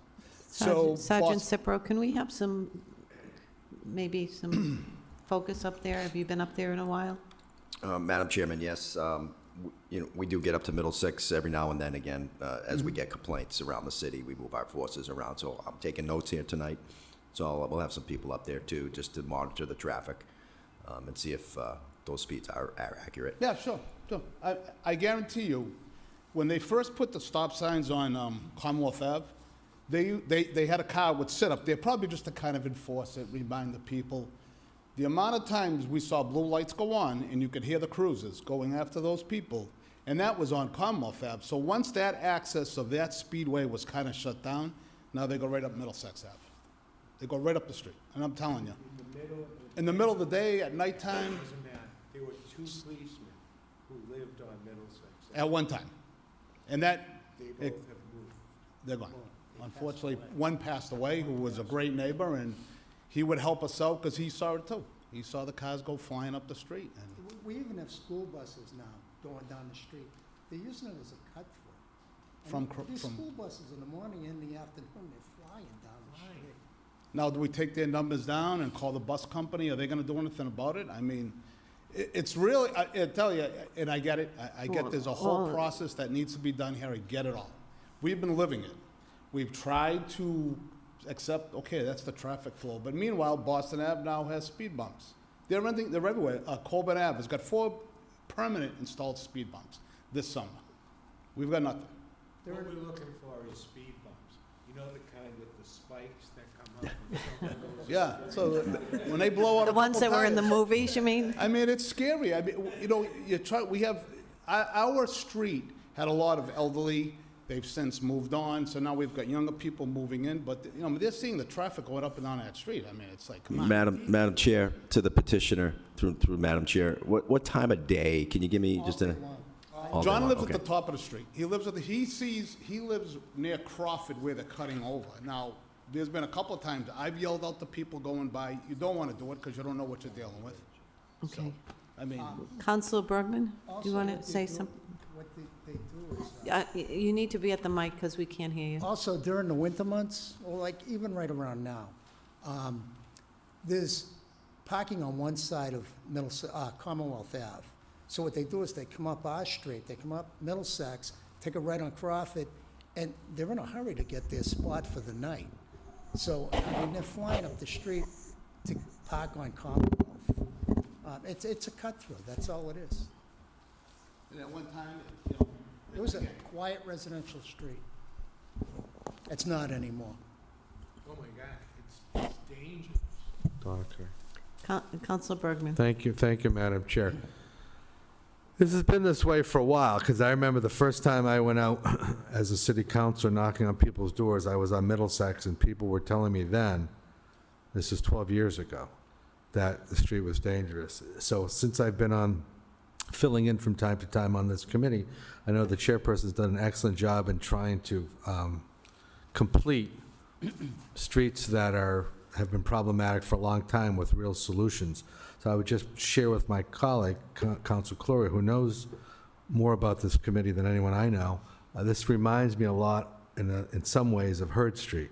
It just never gets fixed. It just keeps, until it got fixed, until you did an excellent job doing that. So, I mean, I think there's multiple things that need to happen here. Police enforcement will help for a short period of time while the police are there. They do an excellent job. But, the speed hump program has been very successful, and it's very popular, but there are always unintended consequences. So you put speed humps on one street, now people are looking for another street to speed down. So I get what you're saying. It's not because the speed humps are a problem.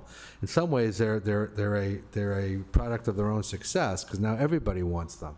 So they're not installed now anyways. So I'll defer to the chairperson, Council Colorio, on how we can entertain your request for the speed humps. But even if we could entertain it tonight, which we can't because it's not on our agenda, it wouldn't get considered really till the spring anyway. So your solutions have to come from other ways right now, and hopefully we can revisit this in the spring. Okay, so on the item here, 11D, the motion is to file. Roll call, please. Councilor Bergman Yes. and Chairperson Councilor Colorio. Yes. Thank you very much, and I think that the speed humps would be a good solution from there. And they will contact me about the speed bump thing. Yeah, because you put it on the agenda, right? I sent the letter at first, posted speed sign and speed bumps. No, it's canceled. Yeah, it'll be after the first of the year. There'll be a new traffic and parking chair, so that they'll get the new list. So if you don't, Steve, do you have your card? Yeah, Madam Chair, I'll give you my card. Yeah, and if you don't hear from anybody, like, in the month of January, give Steve a call and ask him where it is in the agenda. Okay, so what number are you? 3M and N, and then I will get to you guys next, okay? Okay, and then get to you guys. Sorry, it's taking so long. 3, 3M and N. yeah, correct. Councillor 3M, Councillor Atal Hajiai, on behalf of Greg McGilpin, requests installation of a handicap parking space in front of St. Luke's Episcopal Church located at 921 Pleasant Street. And 3N, Councillor Atal Hajiai, on behalf of Greg McGilpin, requests installation of a wheelchair accessible handicap curb at the corner of Flag Street and Pleasant Street adjacent to St. Luke's Episcopal Church located at 921 Pleasant Street. Okay, state your name and city. Sure, I'm Greg McGilpin, Worcester, Massachusetts. And so we're asking for the placement of a handicap parking space in front of St. Luke's Church at 921 Pleasant Street. And the second item, 3N, was for the installation of a wheelchair accessible handicap curb at the corner of Flag and Pleasant. I heard before that what we actually wanted was one at our sidewalk, not at the corner. I did hear from the commissioner before that they only do it at the corner, and I'd have to request a curb cut, if I'm correctly, and put in the ramp, not at the corner at our own expense. Through the chair. So I had interpreted your petition as actually asking for it at the corner, which would align with a crosswalk. That's something that the city regularly does, is we need to upgrade our curb ramps that are associated with the crosswalks. So that's something that would be eligible, but we don't have a program to install one sort of somewhere along the mid-block to provide access to Great, the thank you. street. So two things. So one, I'm still looking for the handicap signage or spot in front of the church at 921. And in reality, at the corner, there is a handicap curb access at the corner of Flag and Pleasant Street. Unfortunately, the hole in front of the ramp is bigger than the ramp. So I guess I'd ask it to be fixed. If that's the only solution that you have, then I just ask that that be fixed. Okay? Commissioner, so on M, on the installation of the handicap parking space, what is your recommendation on that? Madam Chair, our recommendation on that is approval. I will note that there's a little bit of, we need to do a little bit of work before we finalize the ordinance to determine where that should be placed, given that there's a bus stop there as well, but there's plenty of frontage in front of the church. There's no bus signage there right now, which I wish you would move because. Okay. So we'll need to sort that out with WRTA for the ordinance, but again, there's several hundred feet of frontage in front of the Right, church, so we right. recommend approval. Right. What? Sure. Councilor Bergman. Yes, just for the chair to Mr. McGilpin. I didn't hear what you said, and I'm sure you have a good answer for this, but what's the relationship between you, if there is one, and St. Luke's Episcopal Church? My grandfather's side of the church, but. No, okay, I don't mean the history. I mean, you're authorized to speak on behalf of the church. I'm the junior warden. Okay, because I was wondering if you're just a neighbor and you want to No. put it in front of a specific location, that person should be here. So Good question. thank you. So the motion my motion is to accept the recommendation of approval To the chair, sorry if I may interject, do have one person raising their hands on Zoom? on M. Yes. Madam Okay. Chair. Telma Cantor, please unmute and you may begin the testimony. Hello?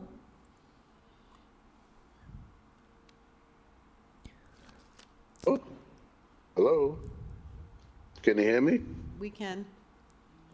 Hi, I'm sorry to interrupt. So much has been going on. I'm inquiring about case file number 3H. I don't recall if that's been discussed yet. To the chair, we have not. No, we haven't got to 3H yet, but I'll put it on my list. Okay, thank you very much. I'm sorry for the No, interruption. that's fine, that's fine. And Okay. do you guys, Thank you. okay.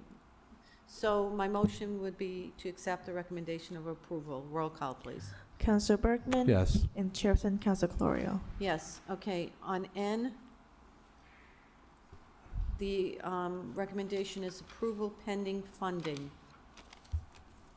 Roll call, please. My motion would be to accept the recommendation of approval pending funding. Roll call, please. Councilor Bergman? Yes. And Chairperson Councilor Colorio. Yes, okay, so we're all set. All right. Another Okay. compliment. Thank you very much. I appreciate it. You guys do a great job. I haven't been here in a long time. Okay, thank Thank you. you. Thank you. Okay, all right, come on up. Tell us what number you are. Sure, 11E. Henry 11. Halpern, Worcester, Massachusetts, and Wait a I'm minute, here hold on, to... let us get to it. Let us get to 11E. Yep, 11E. 11E. 11E. Can you, I Councilor. sent in, I emailed in a diagram. I don't know if you guys got it or if you need them. okay, hold on. To the chair, I believe we. Okay, 11E.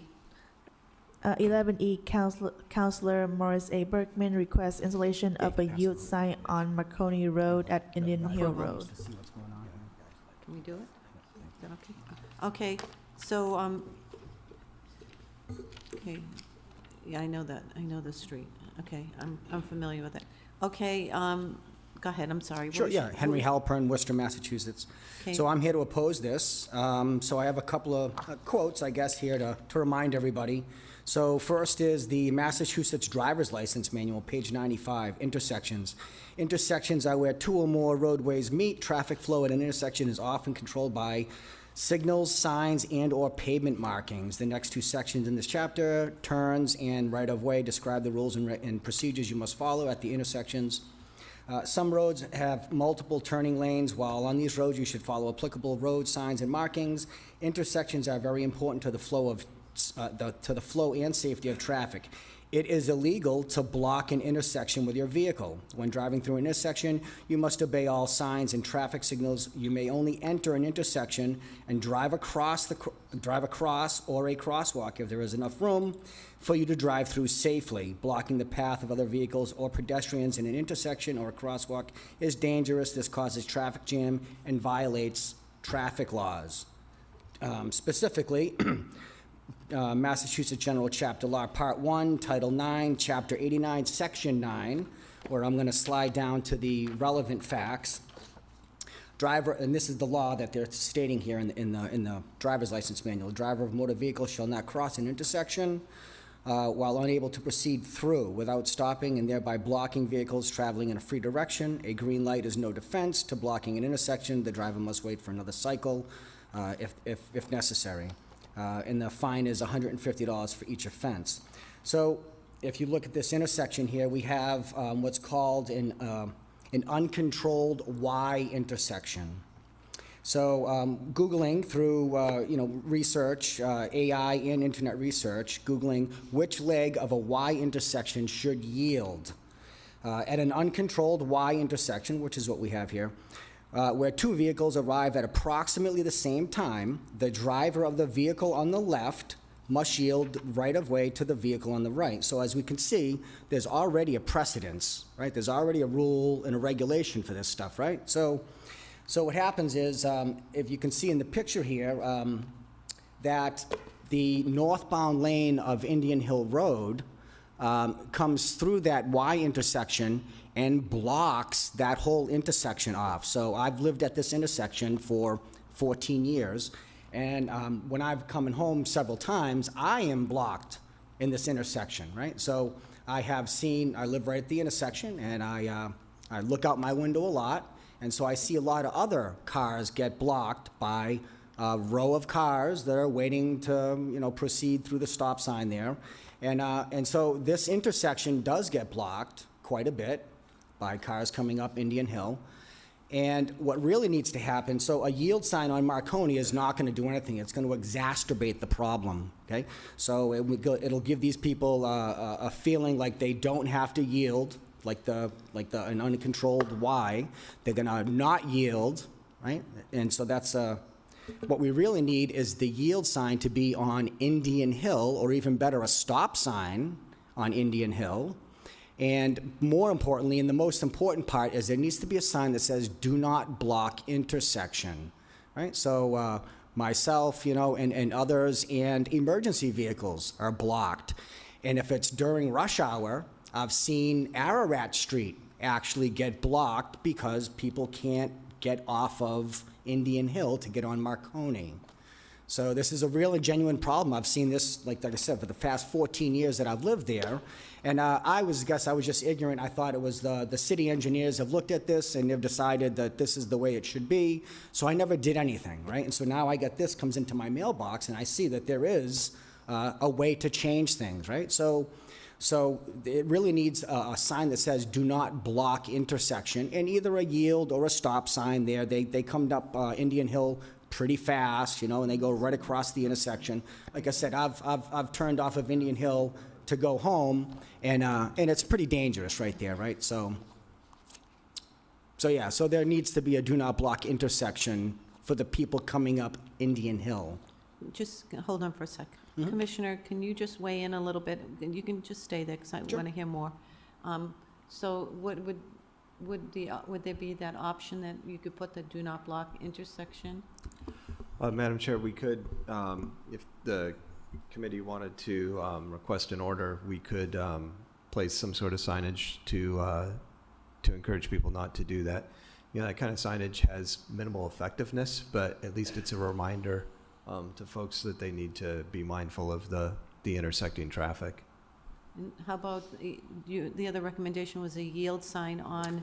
Well, initially they wanted a yield sign on Marconi. That's not going to stop anything. The people coming down Marconi don't block any lanes, right? So that's not going to do anything. It's going to It's the encourage ones them. coming in on Indian Hill? Yeah, it's going to encourage them to come in and block people coming off of Ararat trying to go up Marconi, right? There's emergency vehicles that need to get up there and residents, right? So I have been blocked many times over the 14 years. I've come around that corner and I can't travel up Marconi because everybody is just flooded the intersection. So, according to the resident here of the street that this item is for, we could put a do not block intersection. I can make a chairman's order to do not block the chairman. It gets blocked every morning. I should have taken a video. I saw people bringing in videos. I Yes. could bring in a video. Councilor Bergman? So I don't know how many people live on, thank you, Madam Chair. I don't know how many people live on the street. I was the counselor who filed this based on what some of the neighbors had told me, but I certainly am willing to defer. You live there, I don't, so you know more than I do. live right A at lot- the intersection. Yeah, you know a lot more. It seems like you've been there a long time. So the do not block intersection makes sense, but you heard from the commissioner, and I would agree with them. The sign's the sign. Not everybody's going to pay attention or follow it. Correct. That was my follow-up. How can we enforce this? If there's a cop sitting there, they'll stop. Well, I'm just going to ask one other question. I'll let others answer that, but it's a good question. Do you think a yield or a stop, and which one, if you do, would be more helpful on Indian Hill, makes sense to do? I would say a yield sign, because this is only a problem during rush hour, right? The rest of the time, it's not an issue. So to stop everybody coming through there, I don't think it's necessary. I think a yield sign with a do not block intersection would be suffice. Madam Chair, thank you. Could I just ask one question of, Commissioner? of Sergeant Cipro? Yes. Through the chair, with respect to a yield and/or a stop sign, through the chair, what are the difference in the penalties, if you know?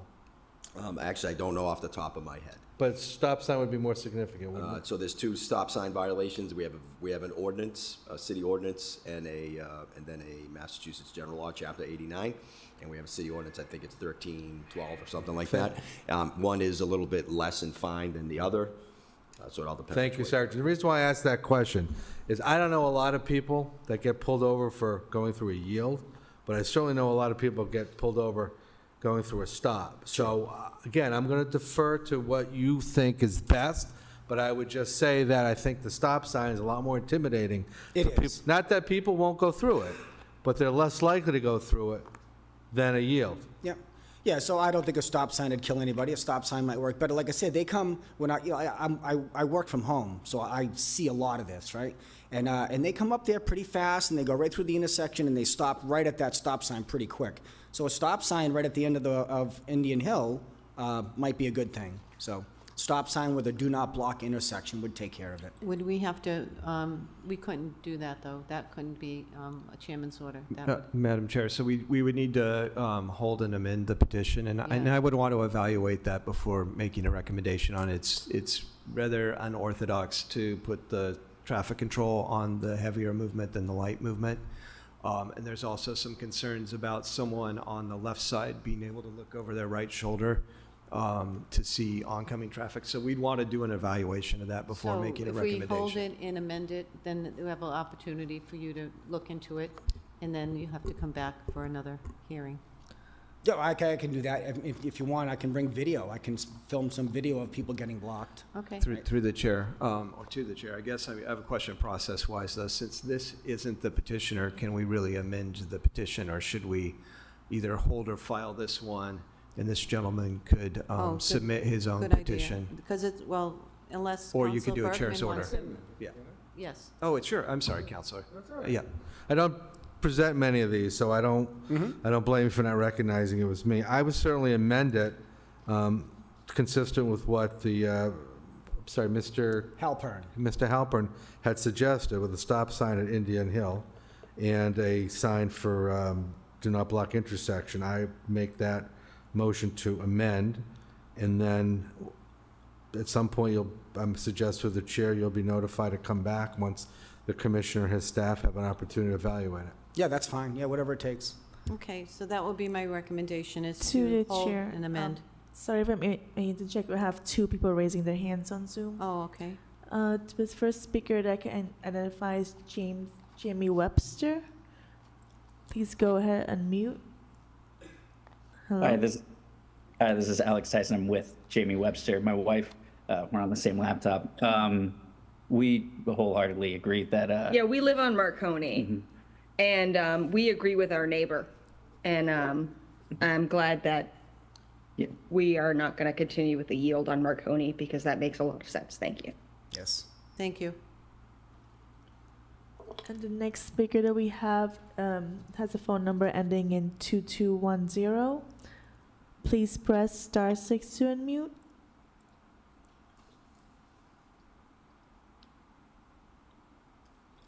Hello? Hi, can you hear me? Hello, yes, we can hear you. Please state your name and city of residence, and you may begin your testimony. Andrew Metzger, and Worcester is my residence.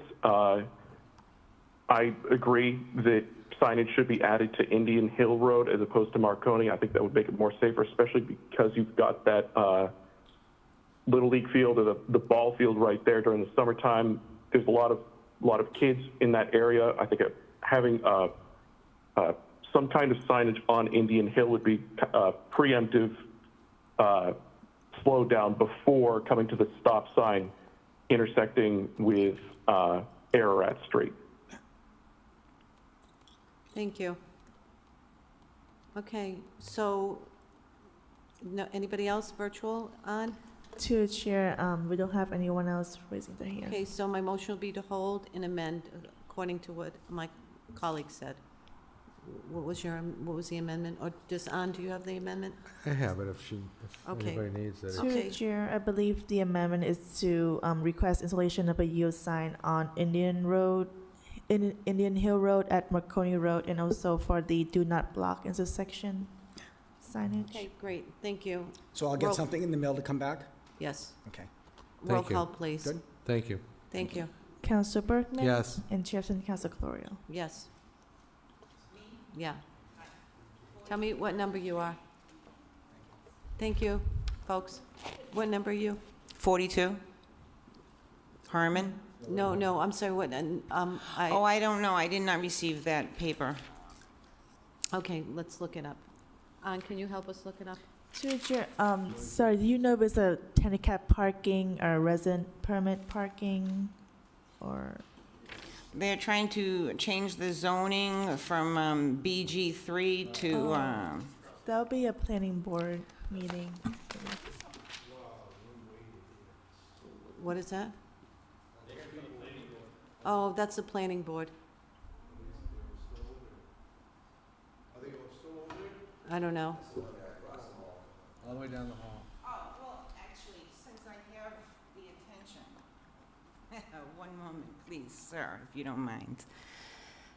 Herman Street also goes by Beacon, and as you know, they closed down one, the other is closed halfway. Wait a second, this is totally off the subject. However, Herman, the whole sorry, thing is you know, no it's- parking on it- both sides. Excuse me. It's, yeah, thank you, thank you. Just, you know, since Rick. I missed All my right. meeting. I just Okay, wanted something- so the next item we have is 3H. 3H, and he's, they're on- 3H. 3H is on virtual. Yes, Madam Chair. You waiting for one? Oh, I'm sorry, what number are you waiting for? 7C. Let's do 7C first, because this woman's been sitting here. 7C, Michael Chestnut requests installation of no parking anytime signage directly across from the driveway of 90 Alvarado Avenue. Okay, state your name and city of residence. My name is Vivian Peluso. I live in Worcester. Okay, And the Chesnas are my neighbor, my next-door neighbor at number 90. I'm at number 86. So I really wanted to find out why he wanted to put no parking anytime across from his driveway. which would be in front of your house? No, it would be kitty corner. Oh, okay, okay. Because he's my next-door neighbor on the Well, right. He's not here, so we can't, unless anything that he wrote in his testimony. Yeah, is there anything that says why he wants to do that? Yeah, Madam Chair, as I understand it from the petition, they were saying that the driveway gets blocked when there's people parked on both sides. It's hard to get in and out of the driveway, but the petitioner would have to. Yeah, we don't know because the petitioner isn't here. I mean, I could hold the item and then they'll have, maybe you could speak to him, you know. Yeah, I'm surprised he didn't speak to some of us. I just wanted to point out Alvarado is kind of a wide street. He has a pretty big driveway, enough Yeah. that even has a boat on it.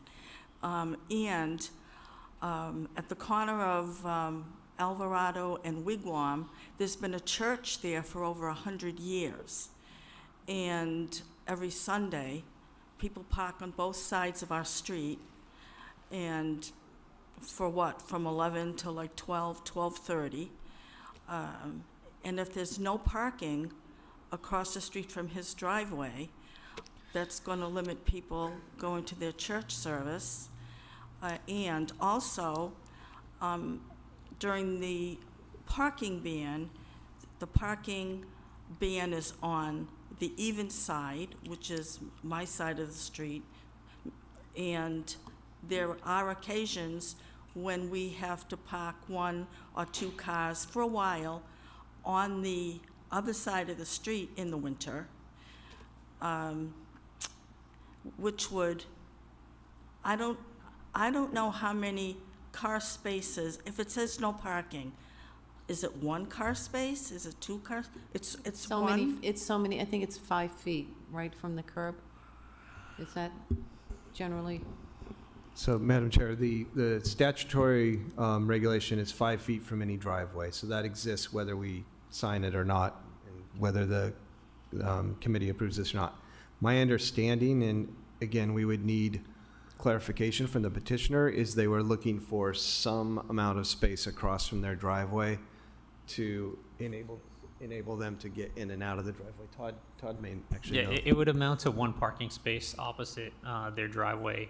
In the petition, what they had indicated was that the residents of the multifamily building that are across the street from his driveway, rather than parking in their designated parking lot or parking constantly on the curb, and he's having issues getting in and out of his driveway as a result. Okay, all right. I couldn't figure out why he put that petition in. All right, Councilor Bergman, Well, did you want to? just through the chair to maybe An or the commissioner, did we hear from Mr. Chesna as far as any testimony or why he might not be here this evening? To the chair, we did not receive any communications from Mr. Chair. And through the chair, there's nobody virtually on for this item? Through the chair, there's no one raising their hand at the moment. So, Madam Chair, it's your call. My suggestion would be to file it. I mean, just put the item on, he's not here. Is somebody opposed to it? Having them come back might create some bad neighborly relations, which we don't want to see happen. That's true. He doesn't have to know you were here if we file it. All right, She's on so, television. Oh, that, well, that's assuming he watches us. so if anything else comes up for this, some of our neighbors would get notified that it's back on? Yes, Okay. Can I just say one more thing, Madam Chair, just so you know? Is that okay? yes. On how many people were notified of this petition? To just give me one moment, I can look it up. You'll be for you. surprised at how many neighbors didn't come tonight. I know, I tried to get people to come. You're the brave one to come out in the cold, I know, in the dark. in the dark, and I'm parked way down here. Oh, well, maybe we have to have someone escort her. Can you do that? Yes, we'll have Sergeant Cipro walk you up. Through the chair, we had 20 notices that went out. 20. 20? Yeah, and so, I think, you know what, this is my last meeting anyway, so, you know what? Let's make a motion to file it.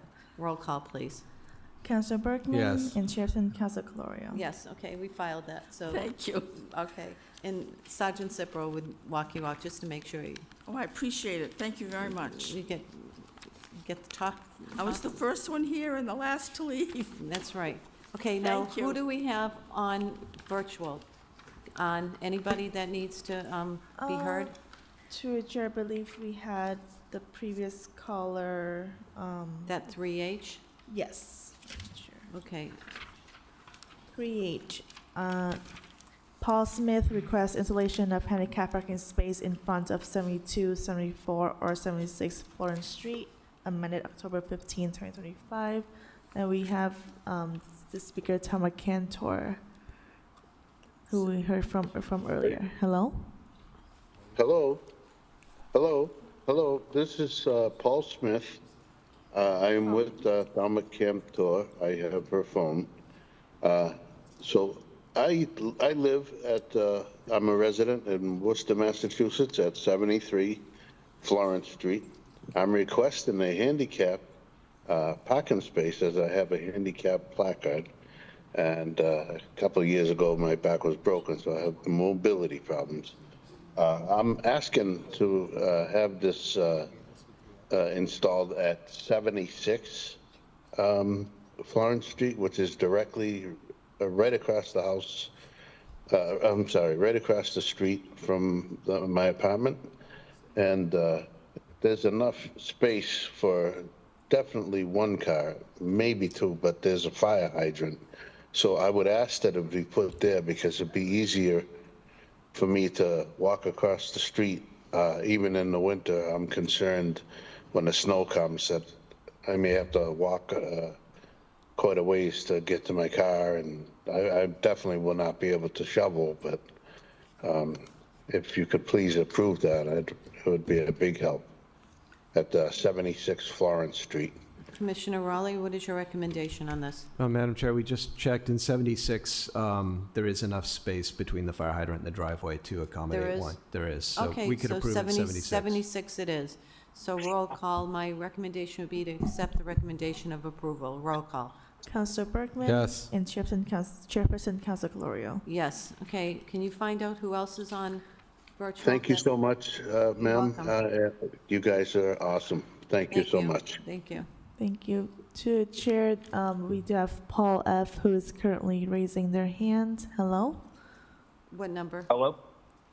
Hello, yes, we can hear you. Please state your name, seat of residence, and the item that you would like to speak on.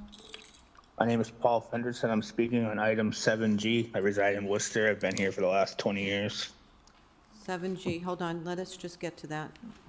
7G, Paul Fenderson requests installation of no parking from here to corner signage at the corner of Lion Street and Lion Place. Okay. State your testimony, please. As of lately, I'd say the last 6 months, we've been having issues with people parking too close to the corner of Loyne Street and Loyne Place, which is causing a visibility issue for any of us pulling out from Loyne Place to turn down the one-way onto Loyne Street.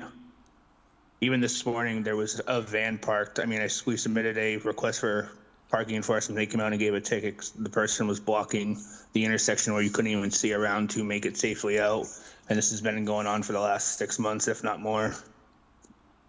And there's already resident parking in the area, and there's already a sign on the corner for resident parking permits. So if we could add a sign that says no parking here to corner, I think it will greatly improve all the visibility issues we're currently having. Commissioner, what is your recommendation? Madam Chair, as the petitioner noted, it is already against the law to park within 20 feet of the intersection, but this is a location where that's getting violated regularly, so we think it probably is a good idea to go ahead and install a sign to reinforce that and recommend approval. Okay, so my motion will be to accept the recommendation of approval. Roll call, please. Councilor Bergman? Yes. And Chairperson Councilor Calorio. Yes. On, do we have anybody else on? To the chair, we currently have 6 people left on Zoom, so I Okay. would like to say that if you would like to speak on an item on the agenda, please use the raise hand function and we can recognize you. If you're on Zoom, you can use the raise hand function on the app, and then if you're calling in, you can press *9 to raise your hand. To the chair, there's no one raising their hand at the moment. Oh, to the chair, my apologies, there is 2 people who just raised their hands. For speaker iPhones, with phone number ending in 4142, please press *6 to unmute. Hello? Hello? Hello? Hello, please state your name, city of residence, and the item that you would like to speak on. Okay, I'm Magda Roman, and I'm a resident of Worcester, 444 Charney Street. I believe my case is G3. Through the chair, that would be 3G. Okay, you can speak on it. 3G, Magda L. Roman requests installation of handicap parking space in front of 444 Chandler Street.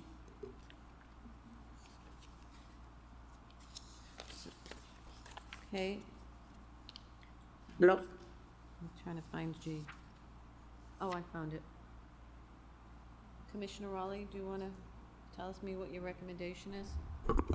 Madam Chair, so I believe someone from our office spoke with the petitioner, and they would like to have this re-advertised for Underwood Street so that they're not within the winter parking ban. But my understanding is that hasn't happened yet. I'm just going to look to the clerk's office to confirm that. We haven't re-advertised this one for the new location, right? I'm just trying to understand why it's been held once already. Oh, to the chair, there might have been an error on a clerk's error that we just didn't change the language of the item after the meeting. I think we may have missed it. So it was not re-advertised for Underwood Street. Okay, so it'll have to be held and re-advertised then. Okay, so we have to re-advertise this for Underwood Street. So my motion will be to accept the recommendation to hold and re-advertise for Underwood Street. Roll call, please. Councilor Bergman? Yes. And Chairperson Councilor Calorio. Yes, okay.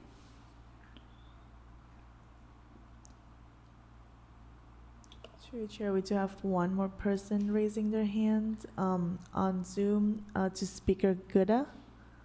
You can unmute and hello. Hi, this is Dan Goldman from 115 Green Street, Worcester, Good as Gold Coffee. I have concerns about the item 13A. I don't know what is being proposed, and I'd like to know more about what's going on there. Item 13A, recommend adoption of modifications to Chapter 13, Section 68, Schedule 3 concerning one-way street segments on portions of Ash, Washington, Gold, Harding, Millbury, and Old Millbury streets. Correct.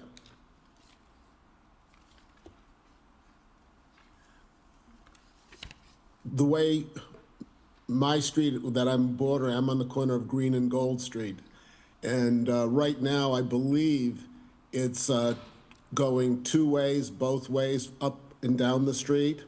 But I just want to make sure that it stays two ways and that there's no parking on either side of the street, the whole length. Madam Chair, if I may. Commissioner? Yeah, so this is an item that's actually been pending for quite some time, and it's, at this point, it's going to largely codify the arrangement that's in place in the area around Polar Park. And as the speaker noted, the ordinance will formally now ordain Gold Street as a two-way street, and the parking isn't part of this ordinance, but parking will be prohibited on both sides of the street. Very good. That's what I want to make sure, because the parking would be a terrible issue if there was parking on the street. Commissioner? Yeah, I'll confirm this. I believe it's already ordained no parking. I think it's probably undersigned, so we'll make sure that the appropriate signage gets installed when the conversion formally takes place. That'd be great. On both sides of the street, the signage, because I think there is only signage on one side of the street. Okay, so we'll check that. Okay, very good. Thank you very much.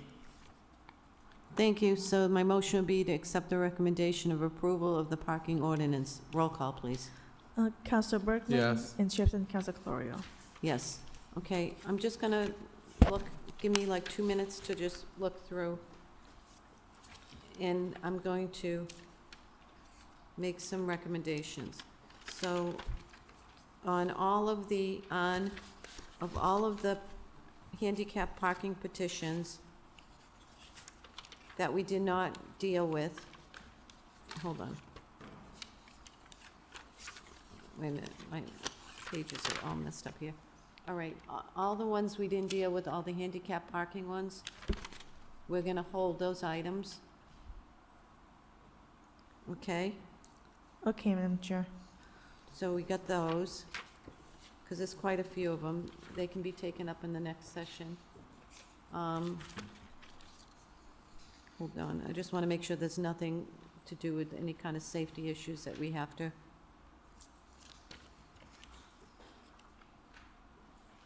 So.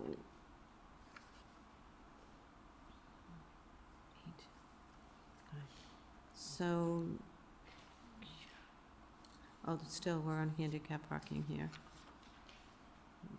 Several pages. 10, 11. So we have child sign petitions. Why don't we go do 5A, child sign petitions? Can you just read that, please? Yes, Madam Chair. 5A, Joseph Borelli et al. Request installation of Go Slow children's signage on Nanita Street. Okay, recommendation I have is to file. Roll call, please. Councilor Bergman? Yes. And Chairperson Councilor Calorio? Yes, okay. Okay, we go through 6, we did. 7A, 7B, 7C, 7D will hold. 8A will hold. Chair, we also have 7E that we did not. We'll hold it. Here. 9A will hold.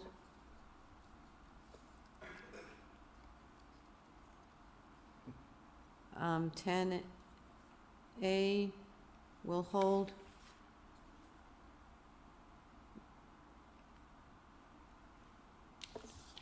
Hold on. 10A, 10B will hold. We did do C. We did D. 11A will hold. We did B, C, D, E. 12A we did. 12A.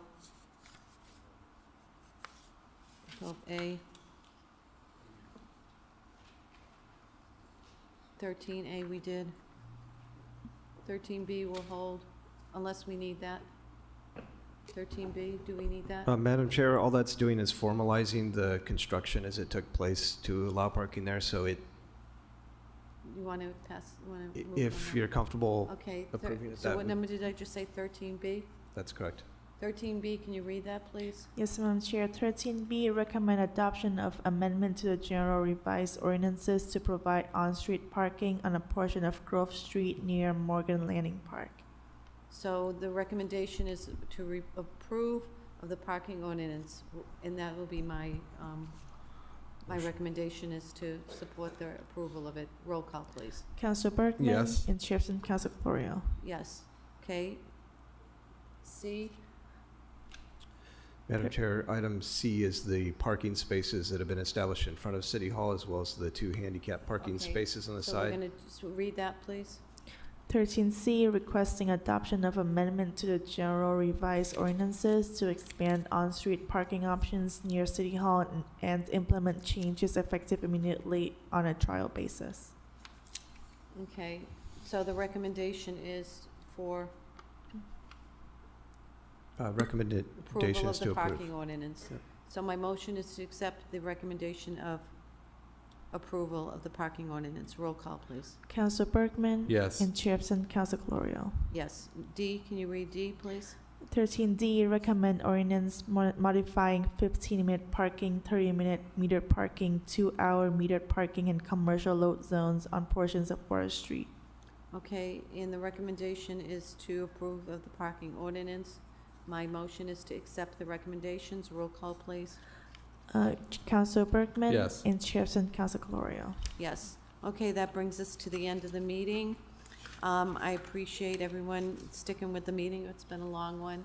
And I thank you for the, yes. I don't want to, delay the end of the meeting. It's almost 7:40. I only fill in periodically, but I felt it's appropriate for me to say this. This is Council Calorio's last traffic and parking subcommittee meeting. I've been on several of these committees during my 12 years on the city council with several different chairpersons.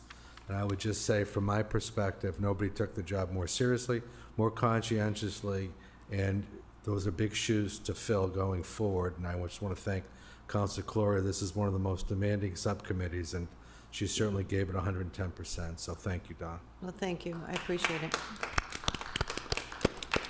You'll make me blush. To the chair, wish we could do a collective roll call for all the items that you are holding Yes. tonight. Yes, and to our adjourn, in our ending of the meeting as well. All right, Council Bergman? Yes. And Chairperson Council Florio? Yes, thank you very much. Okay.